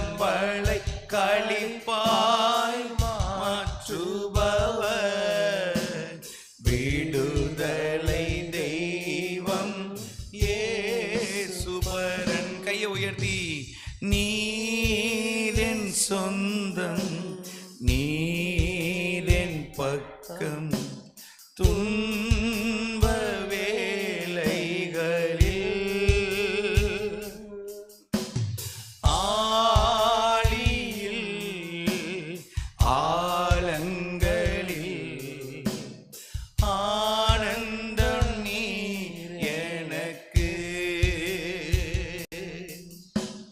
சூர செடியின் கீழிலோ உம் சமூகம் என்னை தேற்றுமே. சூர செடியின் கீழிலோ உம் சமூகம் என்னை தேற்றுமே. நீரின் சொந்தம் நீரின் பக்கம் துன்ப வேளைகளில் ஆழியில் ஆழங்களில் ஆனந்தம் நீர் எனக்கு. சூரச்செடியில் உட்கார்ந்து இருக்கிற என் மகனே, சூரச்செடியில் உட்கார்ந்து இருக்கிற என் மகளே, சோர்ந்து போய் விட்டாயோ, மனம் தளர்ந்து விட்டாயோ, இனி ஒரு நம்பிக்கையும் இல்லை, என் திரி மங்கி எரிகிறது, எப்பொழுது வேண்டுமானாலும் அணைந்து விடும் என்று சோர்ந்து இருக்கிறாயோ, கர்த்தர் உன்னை பார்த்து சொல்லுகிறார், இந்த திரியை நான் அணைக்க விடுவதில்லை, அணைந்து போக விடுவதும் இல்லை, அதற்கு மாறாக அதை நான் பிரகாசிக்கிற விளக்காய் மாற்றுவேன். உன் சூரச்செடி அனுபவம் மாறட்டும், சோர்ந்து போகாதே, உனக்காக ஒரு தூதனை அனுப்புவேன், உன்னை தேற்றுவதற்கு, உன்னை பலப்படுத்துவதற்கு உனக்கு ஒரு தூதனை நான் அனுப்புவேன், பலப்படுத்துவேன், பலப்படுத்துவேன், பலப்படுத்துவேன். சூரச்செடியின் கீழிலும் உன் சமூகம் என்னை தேற்றுமே. எல்லாரும் சூரச்செடியின் கீழிலும் உன் சமூகம் என்னை தேற்றுமே. நீரென் சொந்தம் நீரென் பக்கம் துன்ப வேளைகளில் ஆழியில் ஆழங்களில் ஆனந்தம் நீர் எனக்கு. பக்கத்துல உங்க பாச்சவங்க, மங்கி எரியிற திரிய அவர் அணைக்க மாட்டார். ஹல்லேலூயா, ஹல்லேலூயா. கர்த்தருக்கு ஸ்தோத்திரம். நம்முடைய வாழ்க்கையில நிறைய அறியாமையினாலே, கர்த்தர் அறிகிற அறிவினுடைய குறைவினாலே நிறைய காரியங்கள்ல நாம ரொம்பவும் செய்யக்கூடாததெல்லாம் அவசரப்பட்டு நம்மளோட வாழ்க்கையில நாம செய்து விட்டு இன்னைக்கு நாம தவித்து கொண்டு இருக்கிறோம். அநேகரோட வாழ்க்கையில நான் பார்த்துருக்கிறேன், சிலர் ஆலோசனை கேட்கும்போது அந்த ஆலோசனையை சொல்லும் போது அவர்கள் அந்த ஆலோசனையை ஏற்றுக்கொள்ளாமல் அந்த ஆலோசனையின்படி நடவாதபடினாலே என்ன எச்சரித்தோமோ அதே விஷயத்தில் அவர்கள் போய் சிக்கி கொண்டு திரும்ப கண்ணீர் வடித்து கதறி, எப்படி ஆகிலும் நான் இந்த சூழ்நிலையிலிருந்து வெளியே வர வேண்டுமே என்று சொல்லி கதறுவார்கள். ஆனால் நாங்கள் மனிதர்கள், என்னதான் ஊழியக்காரா இருந்தாலும் நாங்களும் யாரு? பாடுள்ள மனுஷங்க தான். எங்களுக்குமே என்ன வந்துடும்? கோபம் வந்துடும். இந்த முன்னமே சொன்னோமே, இதை செய்யாதேன்னு சொன்னோமே, இப்படி இருக்காதீங்கன்னு சொன்னோமே, நீங்க என்ன செய்யல, கேட்கலையே அப்படின்ற ஒரு கோபம் வருத்தம் வரும். ஆனா இங்க கர்த்தர் இப்படிப்பட்ட குறைவுகளை தயவாய் பொறுத்து கொள்ளுகிறார். ஆமென். அவர் கடிந்து கொள்வதில்லை, கடினமாய் நடப்பதில்லை, அவர் மென்மையானவராய் நடந்து கொள்ளுகிறார். ஆமென், ஆமென். தமிழ்ல ஒரு பழமொழி சொல்லுவாங்க, வெந்த புண்ணுலயே வேற பாய்ச்சறது. ஆண்டவர் இப்படிப்பட்ட ஒரு சூழ்நிலையில் இருக்கிற உங்களை கடிந்து கொள்ளவோ கடினமாய் நடத்தவோ குறை சொல்லவோ அவர் விரும்பவில்லை. அதற்கு மாறாக உன் திரி திரும்ப பிரகாசமாய் எரிய வேண்டும் என்றுதான் கர்த்தர் விரும்புகிறார். ஹல்லேலூயா, ஹல்லேலூயா. ஆமா, பிசாசோட சத்தத்துக்கு செவி கொடுத்தது உண்மை. அநேக காரியங்கள்ல அவசரப்பட்டு மாட்டிக்கொண்டது உண்மை. ஆனாலும் 1000 தான் இருந்தாலும் நீ அவரோட பிள்ளை. ஆமென். என்னவா இருந்தாலும் நீ அவரோட பிள்ளை. அவரை உன்னை இழப்பதற்கு அவர் விருப்பம் இல்லை. அல்லேலூயா, அல்லேலூயா, அல்லேலூயா. அன்பான தேவன். ஆமென். அவர் சாந்த குணம் உள்ளவர்.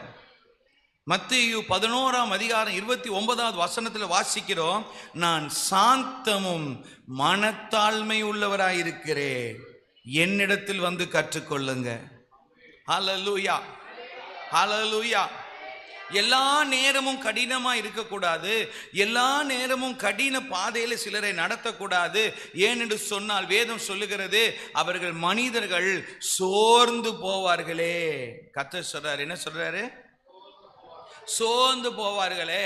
3 நாள் பிரசங்கத்தை கேட்டுட்டு ஆண்டவர் சொல்றாரு, இந்த ஜனம் 3 நாள் ஒன்றும் சாப்பிடல, இப்ப பிரசங்கத்தை கேட்டுட்டாங்க, வழியில போகும்போது சோர்ந்து போவாங்களே. எவ்வளவு அக்கறையுள்ள தேவன், எவ்வளவு அன்புள்ள தேவன். அவர் சொல்ற, வழியில போகும்போது என் ஜனங்க என்ன செஞ்சிருவாங்க, என்னதான் வசனத்தை கேட்டாலும் 3 நாள் சாப்பிடல, வயிற்றுக்கு அந்த போஜனம் போகல, வழியில நடந்து போகும்போது என் பிள்ளைங்க சோர்ந்து போவாங்களேன்னு சொல்லி கர்த்தர் அப்பத்தையும் அந்த மீனையும் கொடுத்தார். அல்லேலூயா. அவர் சொல்லுகிறார், நான் சாந்தமும் மனத்தாழ்மையுமாய் இருக்கிறேன், என் நுகத்தை உங்கள் மேல் ஏற்றுக்கொண்டு என்னிடத்தில் வந்து கற்றுக்கொள்ளுங்கள், அப்பொழுது உங்கள் ஆத்துமாக்களுக்கு இளைப்பாறுதல் கிடைக்கும். அல்லேலூயா, அல்லேலூயா. ரோமர் 2வது அதிகாரம் 4வது வசனத்தை வாசிக்கும் போது, அல்லது தேவ தயவு நீ குணப்படும்படி உன்னை ஏவுகிறது என்று அறியாமல் அவருடைய தயவு, பொறுமை, நீடிய சாந்தம் இவைகளின் ஐஸ்வர்யத்தை அசட்டை பண்ணுகிறாயோ. அவர் ஐஸ்வர்ய சம்பன்னர். சொல்லுங்க. அப்படின்னா குறைவே இல்லாத ஒரு ஐஸ்வர்யவான். எங்க இவர்கிட்ட இது கிடையாது, இது கிடையாது, இவர்கிட்ட இது இருக்கு, இது கிடையாது. இப்ப இன்னைக்கு கூட உலகத்துல பெரிய பணக்காரு எத்தனோ 1000 கோடி செலவு பண்ணி கல்யாணம் பண்ணார், அவர்கிட்ட ஒண்ணு இல்லைன்னு நான் சொல்ல முடியும், ரட்சிப்பு இல்லை. என்ன இல்லை? இத்தனை 1000 கோடி, இத்தனை லட்சம் கோடி சொத்து இருந்தாலும் என்ன இல்லை? இயேசு இல்லை. அப்ப அவர் யாரு? ஆனா இவர் ஐஸ்வர்ய சம்பன்னர். எப்படிப்பட்டவர்? எதுவுமே இல்லைன்னு சொல்லவே முடியாது, எல்லாமே அவர்கிட்ட இருக்கு. ஆமென். அப்போ அதுல அந்த ஐஸ்வர்யத்திலிருந்து சில விஷயத்தை சொல்றாரு, நீ குணப்படும்படிக்கு அல்லது தேவ தயவு நீ குணப்படும்படி உன்னை ஏவுகிறது என்று அறியாமல் அவருடைய தயவு, பொறுமை, நீடிய சாந்தம் இவைகளின் ஐஸ்வர்யத்தை அசட்டை பண்ணுகிறாயோ. அவரோட ஐஸ்வர்யத்தில் இருக்கிற காரியத்தை பாருங்க. அவர் தயவில் ஐஸ்வர்யம் உள்ளவர், அவர் பொறுமையில் ஐஸ்வர்யம் உள்ளவர். ஆமென், அல்லேலூயா.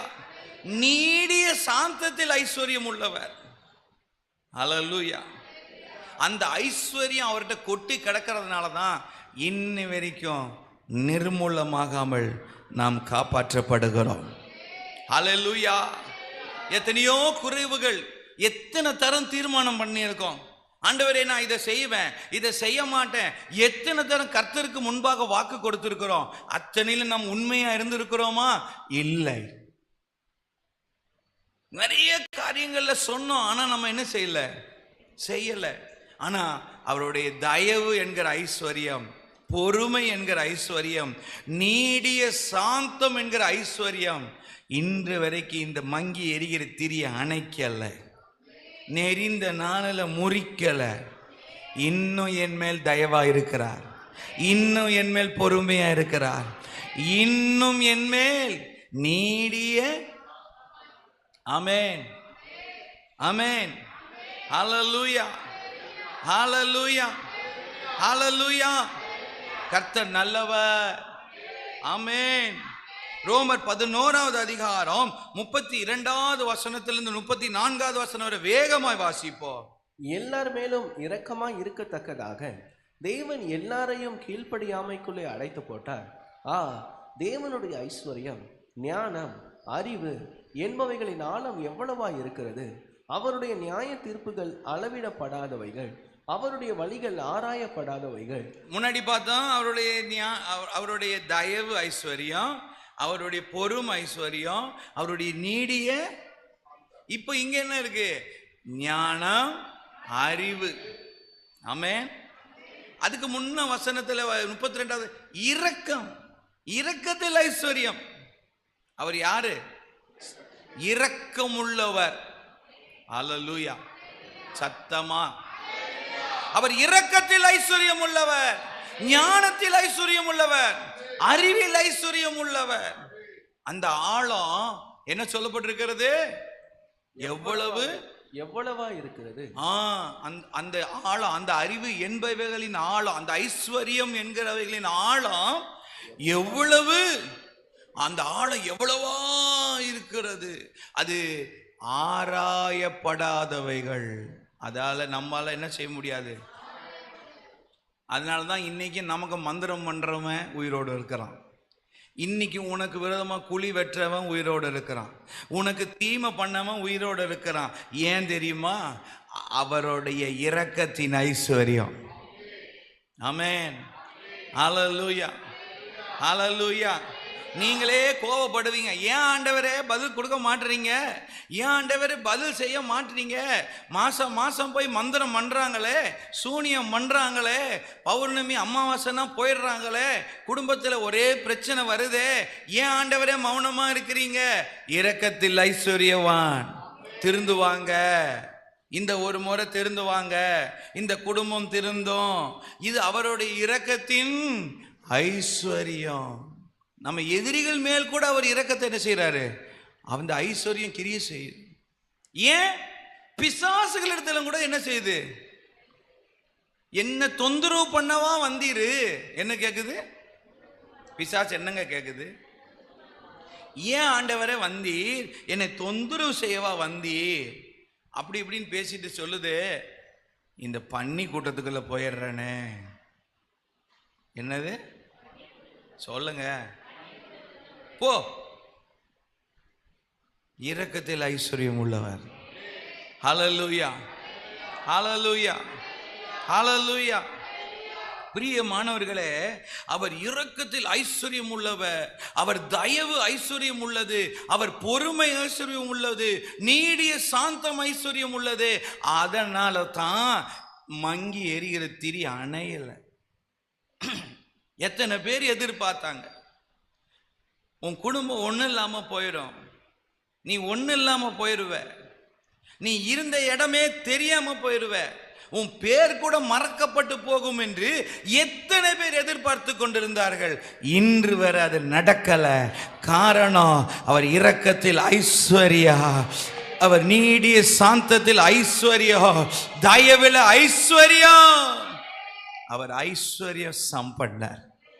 ஆமென், ஹல்லேலூயா, ஹல்லேலூயா, ஹல்லேலூயா. இந்த உலகத்துல சொத்தை இழந்துடலாம், சொந்தங்களை இழந்துடலாம், ஆஸ்தி இழந்துடலாம், வீட்டை இழந்துடலாம், எதை வேணா இழக்கலாம். இயேசுவை மட்டும் நம்ம இழக்க கூடாது. ஆனா அவர் தான் ஐஸ்வர்யவான், ஐஸ்வர்ய சம்பன்னர். ஹல்லேலூயா. இந்த அன்புள்ள இயேசுவை, இந்த சாந்தமுள்ள இயேசுவை, இந்த மென்மையான இதோ மங்கி எரியிற திரிய அணைக்காத இயேசுவை அநேகர் அசட்டை பண்ணுகிறார்கள், அநேகர் புறக்கணிக்கிறார்கள். அதனுடைய விளைவு ஒரு நாள் தெரியும். ஒரு நாள் அதை பத்தி அவங்களுக்கு தெரியும். ஆமென். பூரண அழகுள்ளவரே, பூவில் எந்தன் வாழ்க்கையரே, நீரே போதும் வேறே வேண்டாம் எந்த நண்பரேசுவே. மண்ணுக்காக மாணிக்கத்தை விட்டிட மாட்டேன் வேற. எல்லாரும் கை தட்டி. எத்தனை பேருக்கு இயேசு சொந்தம்? எல்லாரும் மண்ணுக்காக பூரண அழகுள்ளவரே, நீரே போதும் வேறே வேண்டாம் எந்த நண்பரேசுவே. மண்ணுக்காக மாணிக்கத்தை விட்டிட மாட்டேன் வேற.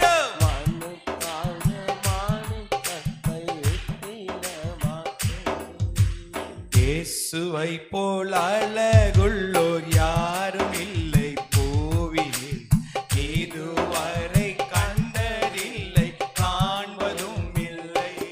ஆமென். இயேசுவை போல் அழகுள்ளோர் யாரும் இதுவரை கண்டதில்லை காண்பதும் இல்லை. பூரண அழகுள்ளவரே, பூவில் எந்தன் வாழ்க்கையரே, நீரே போதும் வேறே வேண்டாம் எந்த நண்பர் இயேசுவே. மண்ணுக்காக மாணிக்கத்தை விட்டிட மாட்டேன் வேறும். மண்ணுக்காக மாணிக்கத்தை விட்டிட மாட்டேன். ஹல்லேலூயா, ஹல்லேலூயா. இன்னொரு இடத்துல ரொம்ப அருமையா அதை தியானிக்கும் போது எனக்கு அது என்ன சொல்றதுன்னே தெரியல. அப்போஸ்தலர் நடபடிகள் 17வது அதிகாரம் 30வது வசனத்தை வாசிப்போம். அறியாமையுள்ள காலங்களை தேவன் காணாதவர் போல் இருந்தார். இப்பொழுதும் மனம் திரும்ப வேண்டுமென்று எங்குமுள்ள மனுஷர் எல்லாருக்கும் கட்டளை இடுகிறார். எந்த ஒரு விஷயத்தை குறித்த அறிவு நமக்கு இல்லையோ, கர்த்தருக்கு ஸ்தோத்திரம், அறிவு, அந்த அறிவு இல்லாத இருக்கும்போது நாம செய்யற சில விஷயங்களை கர்த்தர் எப்படிப்பட்டவரா இருக்கிறாராம்? காணாதவர் போல இருக்கிறார். என்ன செய்யறாரு? காணாதவர் போல இருக்கிறார். ஏன்னா நம்ம எப்படி செஞ்சிருக்கோம்? அறியாமையினாலே, அறிவு இல்லாதபடினாலே, நாம் செய்தபடினாலே கர்த்தர் என்ன செய்யறாராம்? காணாதவர் போல இருந்தார். ஆனா எப்ப அந்த அறிவு ஒரு மனுஷனுக்கு வந்துருச்சோ, அவன் மனம் திரும்ப வேண்டும் என்று எங்கும் உள்ள மனுஷருக்கு எல்லாம் கட்டளையிடுகிறார். ஹல்லேலூயா, ஹல்லேலூயா, ஹல்லேலூயா. கர்த்தருடைய பிள்ளையே, உன் வாழ்க்கையில நடந்த ஒண்ணு யாரோ ஒருத்தரை நம்பி ஏமாந்து இருக்கிறீங்களா? ரொம்ப நம்பிக்கையா இருந்த நபர் உங்களுக்கு நம்பிக்கைக்கு பாத்திரம் இல்லாமல் போய்விட்டார்களா? அநேக காரியங்கள் உங்க வாழ்க்கையில நஷ்டங்கள் வந்திருக்கிறதா? நீங்க நினைச்சது ஒண்ணு, நடந்தது ஒண்ணா? இவ்வளோ நடந்தும் உயிரோடு இருக்கிறேன்னு நினைச்சிட்டு இருக்கீங்களா? கர்த்தர் சில காரியங்கள்ல இதன் மூலமாய் உங்களுக்கு கற்றுக் கொடுக்கிறார். புலம்புவதற்கோ வேதனைப்பட்டு வேதனையிலேயே கிடப்பதற்கோ அல்ல, கற்றுக்கொள்வதற்காக. ஆமென். ஹல்லேலூயா, ஹல்லேலூயா, ஹல்லேலூயா. கற்றுக்கொள்வதற்காக சில நேரங்களில் சில காரியங்களில் காணாதவர் போலவே இருப்பார். சிலர் என்ன நினைப்பாங்க? இது மாதிரிலாம் பண்றோமே, கர்த்தர் நம்மளை என்ன செய்யறது இல்லை, திட்டலையே, அவர் ஒன்றும் கடிஞ்சு கொள்ளலையே நினைப்பாங்க. அவர் அமைதியா இருப்பார். ஏன் தெரியுமா?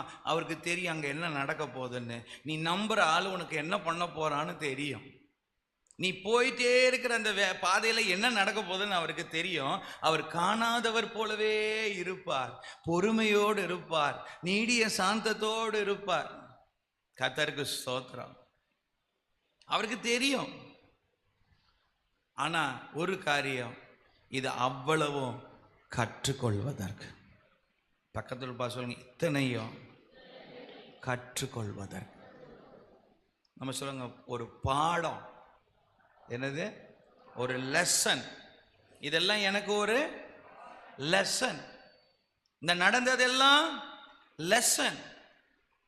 மனிதர்கள் மூலமாய் நான் பெற்றுக்கொண்ட அனுபவங்கள் எல்லாம் எனக்கு ஒரு பாடம். இதற்காக தான் கர்த்தரும் நடக்கட்டும் நடக்கட்டும் அப்படின்னு காணாதவர் போலவே இருக்கிறாரு. அல்லேலூயா, அல்லேலூயா. வாசிப்போம் லூக்கா சுவிசேஷம் 15வது அதிகாரம் 11வது வசனத்திலிருந்து 16வது வசனம் வரை வேகமாய் வாசிப்போம். பின்னும் அவர் சொன்னது, ஒரு மனுஷனுக்கு 2 குமாரர் இருந்தார்கள். அவர்களில் இளையவன் தகப்பனை நோக்கி, தகப்பனே, ஆஸ்தியில் எனக்கு வரும் பங்கை எனக்கு தர வேண்டும் என்றான். அந்தபடி அவன் அவர்களுக்கு தன் ஆஸ்தியை பங்கிட்டு கொடுத்தான்.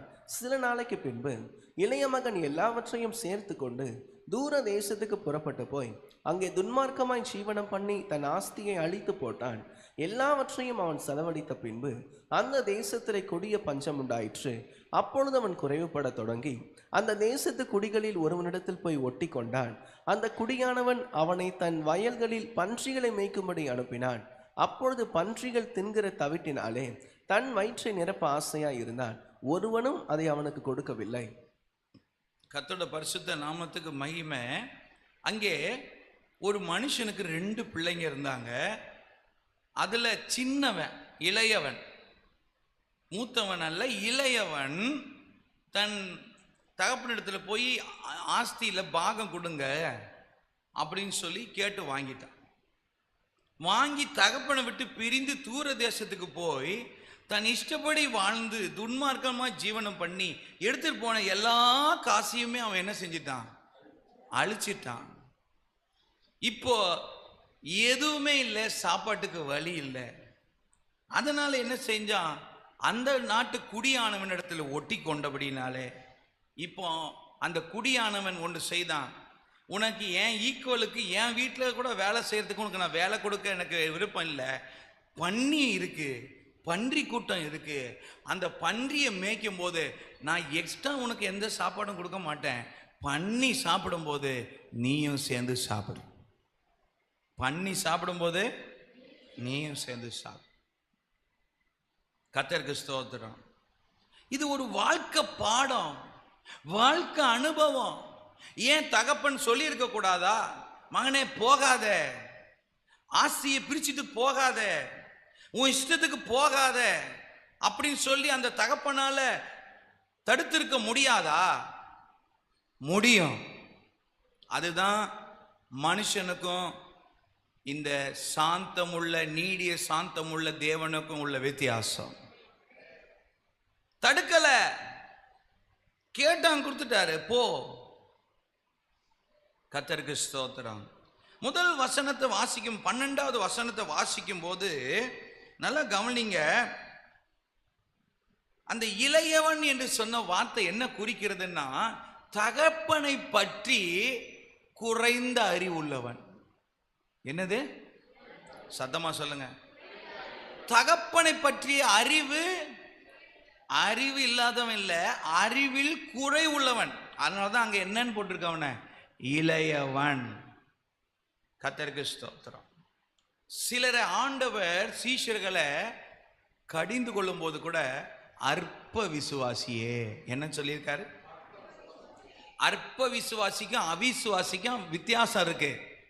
அவிசுவாசின்னா 0% விசுவாசம் இல்லாத ஆளு. அற்ப விசுவாசின்னா எவ்வளவு விசுவாசம் இருக்கணுமோ அவ்வளவு இல்லை, குறைவான விசுவாசம் உள்ள ஆள். கர்த்தருக்கு ஸ்தோத்திரம். இங்க இளையவன் என்று சொல்லும் போது அப்பாவை தெரியும், ஆனா அப்பாவை குறைந்த அறிவுள்ளவர்கள். அப்பா சாக்லேட் வாங்கிட்டு வருவார், அப்பா வீட்டுக்கு வரும்போது ஸ்வீட் வாங்கிட்டு வருவார், அப்பா ஸ்நாக்ஸ் வாங்கிட்டு வருவார், அப்பா பேக்கெட் மணி கொடுப்பார். இது வரைக்கும் தான் அப்பாவை பத்தி தெரியும். அதுக்கு மேல என்ன தெரியாது? தெரியாது. எதுவுமே தெரியாம இவன் என்ன செஞ்சிட்டான் சொல்லுங்க? ஆஸ்தியில சொத்தை பிரிச்சு கொடுங்கன்னு சொல்லி கேட்டு வாங்கிட்டான். ஆனா அவன் அறிவில்லாதவன் ஏன் குறிக்குதுன்னா, தகப்பன் தானே பெரிய சொத்து. ஆமென், அல்லேலூயா. இது என்ன காட்டுது? அவனுக்கு அவரை பத்தி தெரியல. ஆமென். தகப்பன் தானே பெரிய சொத்து. தன்னை விட்டு எடுபடாத பங்கே தன் தகப்பன் தானே. ஆனா இவன் என்ன செஞ்சிட்டான் சொல்லுங்க? எனக்கு தகப்பன் வேண்டாம், தகப்பன் இடத்தில் இருக்கிற ஆஸ்தி மட்டும் போதும். எங்க இருக்கிறாங்கன்னு தெரியாது. ஆனா சொத்து விற்க போறான்னா குமி குமி குமின்னு குமிஞ்சிருவாங்க. இந்த சொத்துல எனக்கு பங்கு இருக்கு, அந்த சொத்துல எனக்கு பங்கு இருக்கு. தகப்பன் வேண்டாம், தகப்பனுடைய சொத்து இப்படி. ஆனா உண்மை என்ன? தகப்பன் தான் தன்னை விட்டு எடுபாதாத நல்ல பாங்கு. ஹல்லேலூயா. அப்ப அந்த அறிவு அவனுக்கு சொல்லுங்க இல்ல. இரண்டாவதா வசனம் வாசிக்கும் போது, 13வது வசனத்தை வாசிக்கும் போது, அவன் ஏன் இளையவன் சொல்லப்பட்டிருக்கிறான்னா, அவன் இஷ்டப்படி வாழ விரும்பிட்டான். என்ன பண்ணிட்டான்? தகப்பன் விருப்பம் போல வாழ விரும்பவில்லை. அவன் விருப்பம் எல்லாம் தான் தன் இஷ்டப்படி இந்த வாழ்க்கையை அனுபவிக்க வேண்டும். என்ன வேண்டும்? கர்த்தருக்கு ஸ்தோத்திரம். சொத்தை பிரிச்சு கேட்டான், அப்பா ஓகேன்ட்டாரு. பிரிச்சு கேட்டுட்டு கூடவே இல்லைன்னா இதே இடத்துல பக்கத்துல இருக்கிறேன்னு சொல்லல, தூரம் போயிட்டான். எங்க போயிட்டான்? தூர தேசத்துக்கு. அப்பாவை விட்டு எங்க போயிட்டான்? தூரம் போயிட்டாங்க. கர்த்தருக்கு ஸ்தோத்திரம். ஏன் ஆண்டவர் விட்டு தூரம் போறோம்? இஷ்டப்படி வாழணும். யாரெல்லாம் தான் இஷ்டப்படி வாழணும்னு விரும்புறாங்களோ அவங்க கர்த்தரோடு கூட இருக்க முடியாது. அவரோடு அந்த ஒரு தூரம் வந்துடும். அவருக்கும் இவங்களுக்கும் என்ன வந்துடும்? கேப் வந்துடும். இப்ப கேப் வந்துருச்சு. அப்பாவுக்கு கஷ்டமா இருக்குமா இருக்காதா? உங்களை தான் கேட்கிறேன். தூரம் போயிட்டான்னு அப்பா ரொம்ப சந்தோஷமா இருப்பாரா? இருந்தாலும் போ என்ன சொல்லிட்டாரு? இதுதாங்க அவருடைய இரக்கம், இதுதான் அவருடைய நீடிய சாந்தம், இதுதான் அவருடைய பொறுமை, இதுதான் அவருடைய தயவு. கர்த்தருக்கு ஸ்தோத்திரம். போ, உன் இஷ்டப்படி வாழ நினைக்கிறியா? போ. ஆனா ஒண்ணு, இதெல்லாம் உனக்கு ஒரு பாடமா லெசனா அமையும். நீ கற்றுக்கொள்ள போகிறாய், கற்றுக்கொண்டு இருக்கிறாய். நீ வந்த பாதையில் எல்லாம் அநேக காரியங்களை நீ கற்றுக்கொண்டு இருக்கிறாய். அல்லேலூயா, அல்லேலூயா, அல்லேலூயா, அல்லேலூயா. மூணாவதா 14வது வசனத்தை வாசிக்கும் போது, எல்லாவற்றையும் அவன் செலவழித்த பின்பு அந்த தேசத்திலே கொடிய பஞ்சம் உண்டாயிற்று. அப்பொழுது அவன் குறைவுபட தொடங்கி. மூணாவது, தகப்பனை விட்டு தூரம் போனவர்களுக்கு ஒரு விஷயம் கண்டிப்பா நடக்கும். குறைவு வரும். என்ன வரும்? சத்தமா சொல்லுங்க. அப்பாவை விட்டு யார் தூரமா இருக்கிறாங்களோ, தூரமா போக விரும்புறாங்களோ, தூரமா போய்கிட்டு இருக்காங்களோ அவர்களுக்கு என்ன வரும்? சொல்லுங்க. குறைவு வரும். பணக்கார வாலிபன் இயேசுவின் இடத்துல வந்தானே, உன்னிடத்துல ஒரு குறைவு உண்டு என்று சொன்னாரே.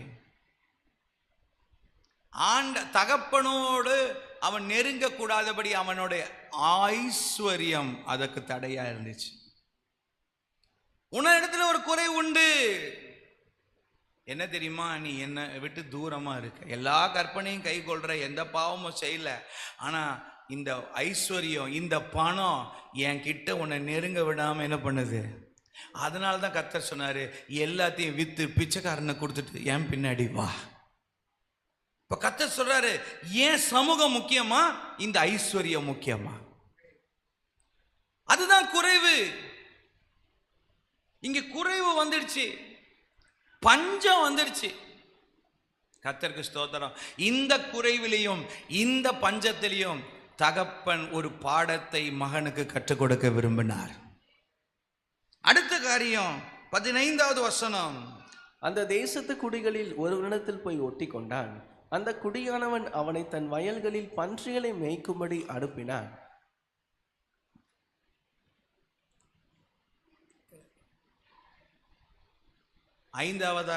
நான்காவதா பார்க்கிறோம், அந்த தேசத்தின் குடியானவனோடு கூட என்ன செஞ்சான்? ஒட்டி கொண்டான். கர்த்தருக்கு ஸ்தோத்திரம்.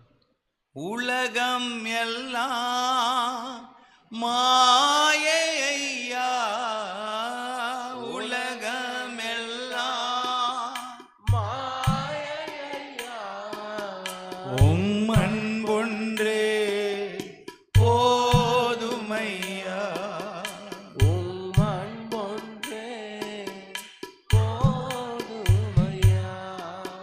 பிரசன்னம் பிரசன்னம் தேவ பிரசன்னம்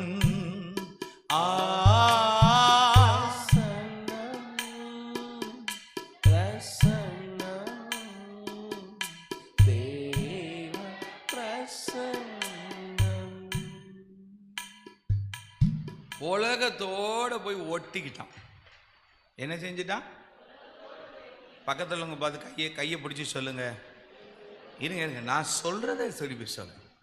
நீங்க உலகத்தோட ஒட்டிக்கிட்டா ஆடு மேய்க்க மாட்டீங்க, பன்னியத்தான் மேய்க்கணும்.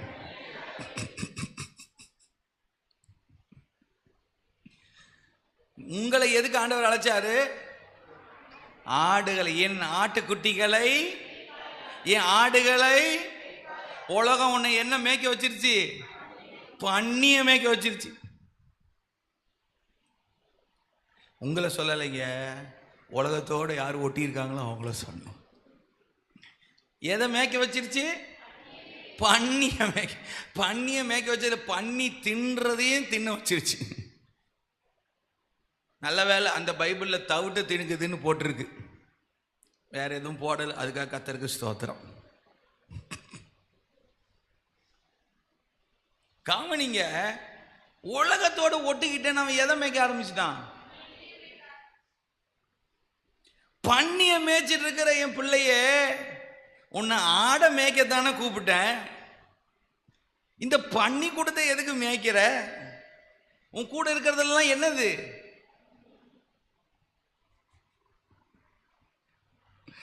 உன் கூட இருக்கிறதெல்லாம் என்னது? ஏதோ ஒரு ஜீவராசியை கேவலமாக பேசுகிறாருன்னு நினச்சிடாதீங்க. ஏன் பன்னி அப்படின்னு அந்த பன்றிக்கு ஏன் சொல்லி ரெண்டு விஷயத்த ரெண்டு நாயையும் பன்னியையும் குறித்து ரொம்ப ஒரு வித்தியாசமாக சொல்லியிருக்கு. நாயை ஏன் சொல்கிறது? அது கக்குனதை, அதாவது விட்ட பாவத்தை திரும்பி எடுத்துடக்கூடாது, அதுக்காக நாயை பற்றி பன்னியை பற்றி எதுக்கு சொல்லுவாங்க சொல்லுங்க? பன்னி அது பன்னி என்னன்னா, பன்னிக்கு ஒரு குணம் இருக்கு. என்னன்னா, அது கீழேயே பார்க்கும். சொல்லுங்க, பன்னி கீழேயே பார்க்கும். நீங்க சொல்ற வரைக்கும் விட மாட்டேன். திருவிருந்து சீக்கிரம் முடிக்கணுமா வேணாமா? சொல்லுங்க, பன்னி கீழேயே பார்க்கும். ஒரு நாள் மேலே பார்க்கும். எப்ப தெரியுமா? 4 காலும் கட்டி ஒரு கொம்பை வச்சு நட்டிக்கிட்டு கழுத்தை அறுக்கிறதுக்கு எடுத்துட்டு போவான். அப்போதான் வானம் ஒன்று இருக்குதா. அது வரைக்கும் பன்னி எங்க பார்க்கும்? அப்படின்னா என்ன? உலகத்தை மட்டும் பார்க்கிற ஒரு அனுபவம். உலகத்தை மட்டும்தான். சத்தாமா சாகும் போதுதான். ஆனா அதுக்கு மனம் திரும்புறதுக்கு என்ன இருக்காது? கழுத்து போயிடும். கட்டி எடுத்துட்டு போய் பன்னி எப்படி கட்டிட்டு போவாங்க பார்த்துருக்கீங்களா? பார்த்துருக்கீங்க? எத்தனை பேர் பார்த்துருக்கீங்க? நம்ம சர்ச்சு இந்த பக்கம் பழைய சர்ச்சு முனையில பார்த்தீங்கன்னாலே தெரியும். இப்படி தலைகீழ கட்டி ஒரு கொம்பை குறுக்கால போட்டு இந்த பக்கம் ஒருத்தர் மீ மீ மீ மீன் கத்தம். கர்த்தருக்கு ஸ்தோத்திரம். சிலுவையில் இருந்தவன் பன்னியா இல்லாம மனுஷனா மாறிட்டான். ஆண்டவரே உம்முடைய ராஜ்யத்தில் என்னை. இப்படி இந்த பன்னியினோட சுவாபம் என்ன? அந்த பன்னி கீழே தான் என்ன பண்ணும்? இன்னொன்னு, சுத்தமானதை சாப்பிடாது. அதுக்கு சுத்தமா இருந்தாலே அது எப்பவுமே எங்க இருக்கும்? அதுதான் சேத்துல கழுவப்பட்ட சேத்துல புரள்ன. இந்த பண்ணியை பத்தி பைபிள் லூக்காவா 2 பேதுரு 2:22 நாய் தான் கக்கினதை தின்னவும் கழுவப்பட்ட பன்றி சேற்றிலே புரளவும் திரும்பினது. கழுவி கழுவி வச்சாலும் இந்த பண்ணி எங்க போய் விழுமா? அதுக்கு எது பிடிக்கும்? சேர் தான் பிடிக்கும், பாவம் தான் பிடிக்கும், இச்சை தான் பிடிக்கும், உலகம் தான் பிடிக்கும். இப்போ இவன் உலகத்தோட ஒட்டிக்கிட்டோன்னு இப்ப எதை மேய்க்க ஆரம்பிச்சுட்டான்? நீங்க எதை மேய்க்க போறீங்க முடிவு பண்ணிக்கோ. ஹல்லேலூயா. 16வது வசனம். அப்பொழுது பன்றிகள் தின்கிற தவிட்டினாலே தன் வயிற்றை நிரப்ப ஆசையாய் இருந்தான், ஒருவனும் அதை அவனுக்கு கொடுக்கவில்லை. ஹல்லேலூயா. பன்றிகள் தின்னுகிற தவிட்டினாலே தன் வயிற்றை, அவனுக்கு ஒரு ஆசை, கடைசியில ஒரு ஆசை, இந்த பண்ணி திங்கிற தவிடாவது நமக்கு கிடைக்குமா? இந்த பண்ணி திங்கிற தவிடாவது கிடைக்குமா? அங்க என்ன இல்லை, ஒருவனும் அதை அவனுக்கு, இந்த உலகத்தோடு ஒட்டி இருந்த பண்ணி திங்கிற தவிடு கூட உனக்கு கிடைக்காதப்பா. ஹல்லேலூயா, ஹல்லேலூயா, ஹல்லேலூயா. அப்பா பார்த்துட்டு தானே இருந்தாரு, அப்பா பார்த்துட்டு தான் இருந்தாரு, பார்த்துக்கிட்டு தான் இருந்தாரு. பாடம் என்னது? பாடம், லெசன் கற்றுக் கொடுத்துட்டு இருக்கார். ஆமென், ஹல்லேலூயா. சிலருக்கு பட்டாதான் தெரியுமா, சொன்னா புரியாதான். அந்த மாதிரி கர்த்தர் என்ன செய்வாரு? போ, இந்த அனுபவத்துக்குள்ள போ அப்படின்னு அனுப்பிடுவார். கடைசியில 17வது வசனம், அதுதான் செகண்ட் சர்வீஸ் மெசேஜ். அவனுக்கு புத்தி தெளிந்த போது அவன், என் தகப்பனுடைய கூலிக்காரர் எத்தனையோ பேருக்கு பூர்த்தியான சாப்பாடு இருக்கிறது, நானும் பசியினால் சாகிறேன். நல்ல கை தட்டுங்க பாப்போம் எல்லாரும்.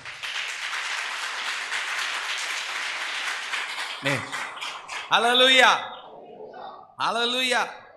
சொத்தை பிரிச்சுட்டு போனாரு, தான் இஷ்டப்படி சொல்லுங்க வாழ்ந்தாரு, அப்புறம் எல்லாத்தையும் அழிச்சு போட்டாரு, அப்புறம் உலகத்தோட சொல்லுங்க ஒட்டிக்கிட்டாரு, பண்ணி மேய்ச்சாரு.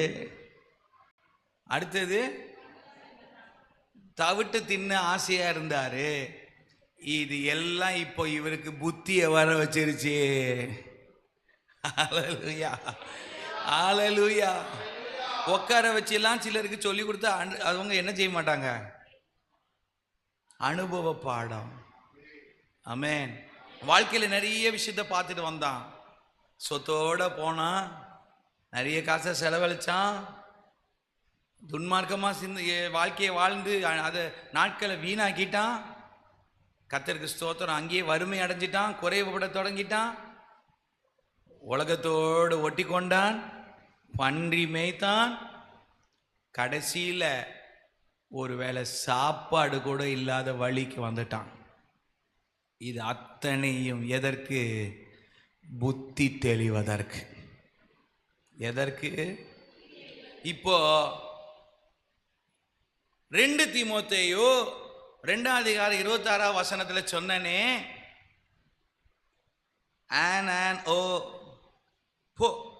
ஆனோபோ, அது கிரீக் வேர்டு. அதுதான் கம் டு தேர் சென்ஸ், புத்தி தெளிந்த போது. சொல்லுங்க. இப்போ சாத்தானால் பிடிக்கப்பட்டவர்களை இந்த மயக்கம் தெளிய வைக்கிறதுக்கு கர்த்தர் என்ன செய்யறாரு? அப்படி விடுற மாதிரி விடுறாரு, கண்டுக்காதவர் மாதிரி இருக்கிறார். அவர் அப்படியே விட்டுட்ட மாதிரியே இருக்குது. ஆனா கடைசியில அவர் ஏன் இவ்வளவு பொறுமையா இருந்திருக்காருன்னா, புத்தி தெளியும் வர. என்ன தெரியும் வர? அவனுக்கு புத்தி தெளிந்த போது, ஹல்லேலூயா, ஹல்லேலூயா, ஹல்லேலூயா. ஒவ்வொன்றையும் உங்க வாழ்க்கையில நினைச்சு பாருங்க, நடந்ததை நினைச்சு பாருங்க. அத்தனையும் தேவன் தகப்பன் உங்களுக்கு அனுமதித்தது ஏன்? புத்தி தெளிவதற்கு. ஆமென். மனுஷங்க யாரு, சொந்த பந்தம் யாரு, தகப்பன் தாய் யாரு, உன் கூட இருக்க சிநேகிதன் யாரு, உன்னை சுத்தி இருக்கிற ஒரு கூட்டம் யாரு, யாரு யாரு, இவங்க யாரு, அவங்க யாரு, இவங்க யாருன்னு தெரிஞ்சுக்கிட்டியே, என்னையும் யாருன்னு தெரிஞ்சுக்கோ. ஹல்லேலூயா, ஹல்லேலூயா. ஒன்று தெரிஞ்சுக்கங்க, உலகத்தை இந்த முழுசு இந்த அனுபவத்தை நம்ம புரிஞ்சுக்கிட்டே இருக்கும்போது ஒன்று தெரிஞ்சுக்கலாம், கர்த்தர் நல்லவர், அவர் கிருபை. அல்லேலூயா. நெருக்கப்பட்டோ மடிந்திடாமல் கர்த்தர் நம்மை காத்ததாலே, நெருக்கப்பட்டோ மடிந்திடாமல் கர்த்தர் நம்மை காத்ததாலே, அவர் நல்லவர், அவர் வல்லவர், அவர் கிருபை என்றும் உள்ளது. கரங்களை தட்டி, அவர் நல்லவர், அவர் வல்லவர், அவர் கிருபை என்றும் உள்ளது, தேவ கிருபை என்றும் உள்ளது, அவர் கிருபை என்றும் உள்ளது. அவரை போற்றி துதித்து பாடி, அல்லேலூயா என்றார் பரிபூரண அவரை போற்றி பாடி, அல்லேலூயா என்றார் பரிபூரண. அல்லேலூயா, அல்லேலூயா. ஆண்டவர் சாந்தம் உள்ளவராய் இருக்கிறார். உன் புத்தி தெளிவதற்காக உன் வாழ்க்கையில கடந்த கால நினைவுகளை நினைத்து பார். மனிதர்கள் உனக்கு கொடுத்த அந்த அனுபவங்கள், உன்னுடைய சொந்த விருப்பம் உனக்கு கொடுத்த அனுபவங்கள், நீ விரும்பி சில விஷயங்களை செய்தபடினால் வந்த அனுபவங்கள், இவைகள் அத்தனையும் புத்தி தெளிவதற்கு, உன் தகப்பன் யார் என்று நீ தெரிந்து கொள்வதற்கு. அல்லேலூயா, அல்லேலூயா. இந்த முதல் சர்வீஸ் செய்தியை கேட்டவங்க ரெண்டாவது சர்வீஸ் செய்தியை கேட்கும்போது இன்னும் ஒரு முழு நிறைவான ஒரு அறிவை நீங்கள் பெற்றுக்கொள்ள முடியும். ஆமென். நான் ரெண்டாவது சர்வீஸில் 17வது அதிகாரத்திலிருந்து வசனத்திலிருந்து 20வது வசனம் வரை நான் அன்னைக்கு அதை பற்றி நான் பேச போகிறேன். புத்தி தெளிந்த அந்த மகனுக்கு என்ன நடந்தது, புத்தி தெளிந்தோன்னு அவன் என்னென்ன தெரிஞ்சுக்கிட்டான் அப்படின்றத நாம் ரெண்டாவது சர்வீஸில் தியானிக்க போகிறோம். அல்லேலூயா, அல்லேலூயா. கர்த்தர் உங்களை ஆசீர்வதிப்பாராக. கூடிய விரைவில் இந்த செய்தி அடுத்த வாரமோ இல்லை அடுத்த வாரமோ இந்த 2 தீமோத்தேயு 2:26 முடியும். அதுக்கு பிறகு திரும்பமாக கர்த்தர் கொடுக்கிற தலைப்பின் கீழே நாம் தியானிக்க போகிறோம். ஆமென். சத்தம்மா அல்லேலூயா. கிட்டத்தட்ட இந்த செய்தியினுடைய பாகங்கள் மாத்திரம் எனக்கு தெரிஞ்சு 15க்கு மேலே இருக்கும். நான் கர்த்தரை துதிக்கிறேன். கேமராவில் இது பதிவு செய்யப்பட்டதுனால எப்பொழுதும் திரும்ப திரும்ப இந்த வார்த்தையை நம்ம என்ன செஞ்சுக்கலாம், கேட்டுக்கலாம். ஆமென். ஒரு காலத்தில் மெசேஜ் கொடுத்துட்டு ஐயோ இந்த நல்ல செய்தி இதுக்கு மேலே நம்ம கேட்க முடியாதே அப்படின்னு நினச்ச காலம் போய் கர்த்தர் ஒரு நல்ல கேமராவை கொடுத்துருக்குறார். அதுக்காக கர்த்தரை துதிக்கிறேன். அல்லேலூயா, அல்லேலூயா, அல்லேலூயா. கர்த்தர் நல்லவர், அவர் கிருபை. ஆமென். அவர் மென்மையானவர், இரக்கத்தில் ஐஸ்வர்யம் உள்ளவர், தயவில் ஐஸ்வர்யம் உள்ளவர், நீடிய சாந்தத்தில் ஐஸ்வர்யம் உள்ளவர், ஞானத்தில் ஐஸ்வர்யம் உள்ளவர், அறிவில் ஐஸ்வர்யம் உள்ளவர். அவருக்கு மறைவாய் ஒன்றும் நிற்க முடியாது. அல்லேலூயா. கர்த்தர் நல்லவர். ஆமென். திரும்ப ஒரு அன்பான வேண்டுகோள். 3 நாளும் சுத்திகரிப்பு கூட்டம் நடந்துச்சு. 3 நாளும் சுத்திகரிப்பு கூட்டத்துக்கு வராதவங்க திருவிருந்தை நீங்கள் யோசித்து எடுங்க. அது உங்களுக்கு பிரயோஜனப்படுமா என்று எனக்கு தெரியவில்லை. இன்னொரு காரியம், செய்தி ஆரம்பிக்கிறதுக்கு அப்புறம் வந்த ஒருத்தரும் இங்கே திருவிருந்து எடுக்கக்கூடாது. ஒரு ஆராதனைக்கு சீக்கிரமா வர உங்களால் முடியலன்னா உங்களுக்கு திருவிருந்தும் கிடையாது. கர்த்தருக்கு ஸ்தோத்திரம். அது நான் உங்களுக்கு கண்டிப்பா சொல்றேன். நீங்க இன்னைக்கு செய்திக்கு பிறகு யாராவது, நான் செய்தி ஆரம்பிச்ச பிறகு யாராவது வந்து திருவிருந்து எடுத்தீங்கன்னா அது உங்களுக்கு இன்னைக்கு ஆசீர்வாதமா இருக்காது. நாங்க தடுக்க மாட்டோம், கொடுக்க மாட்டோன்னு சொல்ல மாட்டோம், ஆனா அது உங்களுக்கு ஆசீர்வாதமா இன்னைக்கு இருக்காது. ஏன்னா நீங்க கர்த்தருக்கு பயப்படுற பயம் உங்களுக்கு இல்லைன்னா அப்புறம் நீங்க திருவிருந்து எடுத்தா என்ன, எடுக்கலன்னா என்ன, சபைக்கு வந்து என்ன பிரயோஜனம், வராத என்ன பிரயோஜனம்? ஒரே ஒரு காரியம் சொல்றேன், நான் ஒழுங்கா வந்துடுவேன். இன்னைக்கு சில முக்கியமான காரணங்களால நான் வந்து தாமதமா வந்தேன்னு சொன்னா மட்டும் நீங்க எடுங்க. காரணம் இல்லாம சோம்பேறித்தனமா தூங்கிட்டு லேட்டா வந்து திருவிருந்துல கை வைக்காத, உனக்கு அது ஆசீர்வாதம் இல்லை. ஊழியக்காரன் எச்சரிக்கிறேன். நான் உங்களுக்கு ஒப்புவித்ததை கர்த்தரிடத்தில் பெற்றுக்கொண்டேன்,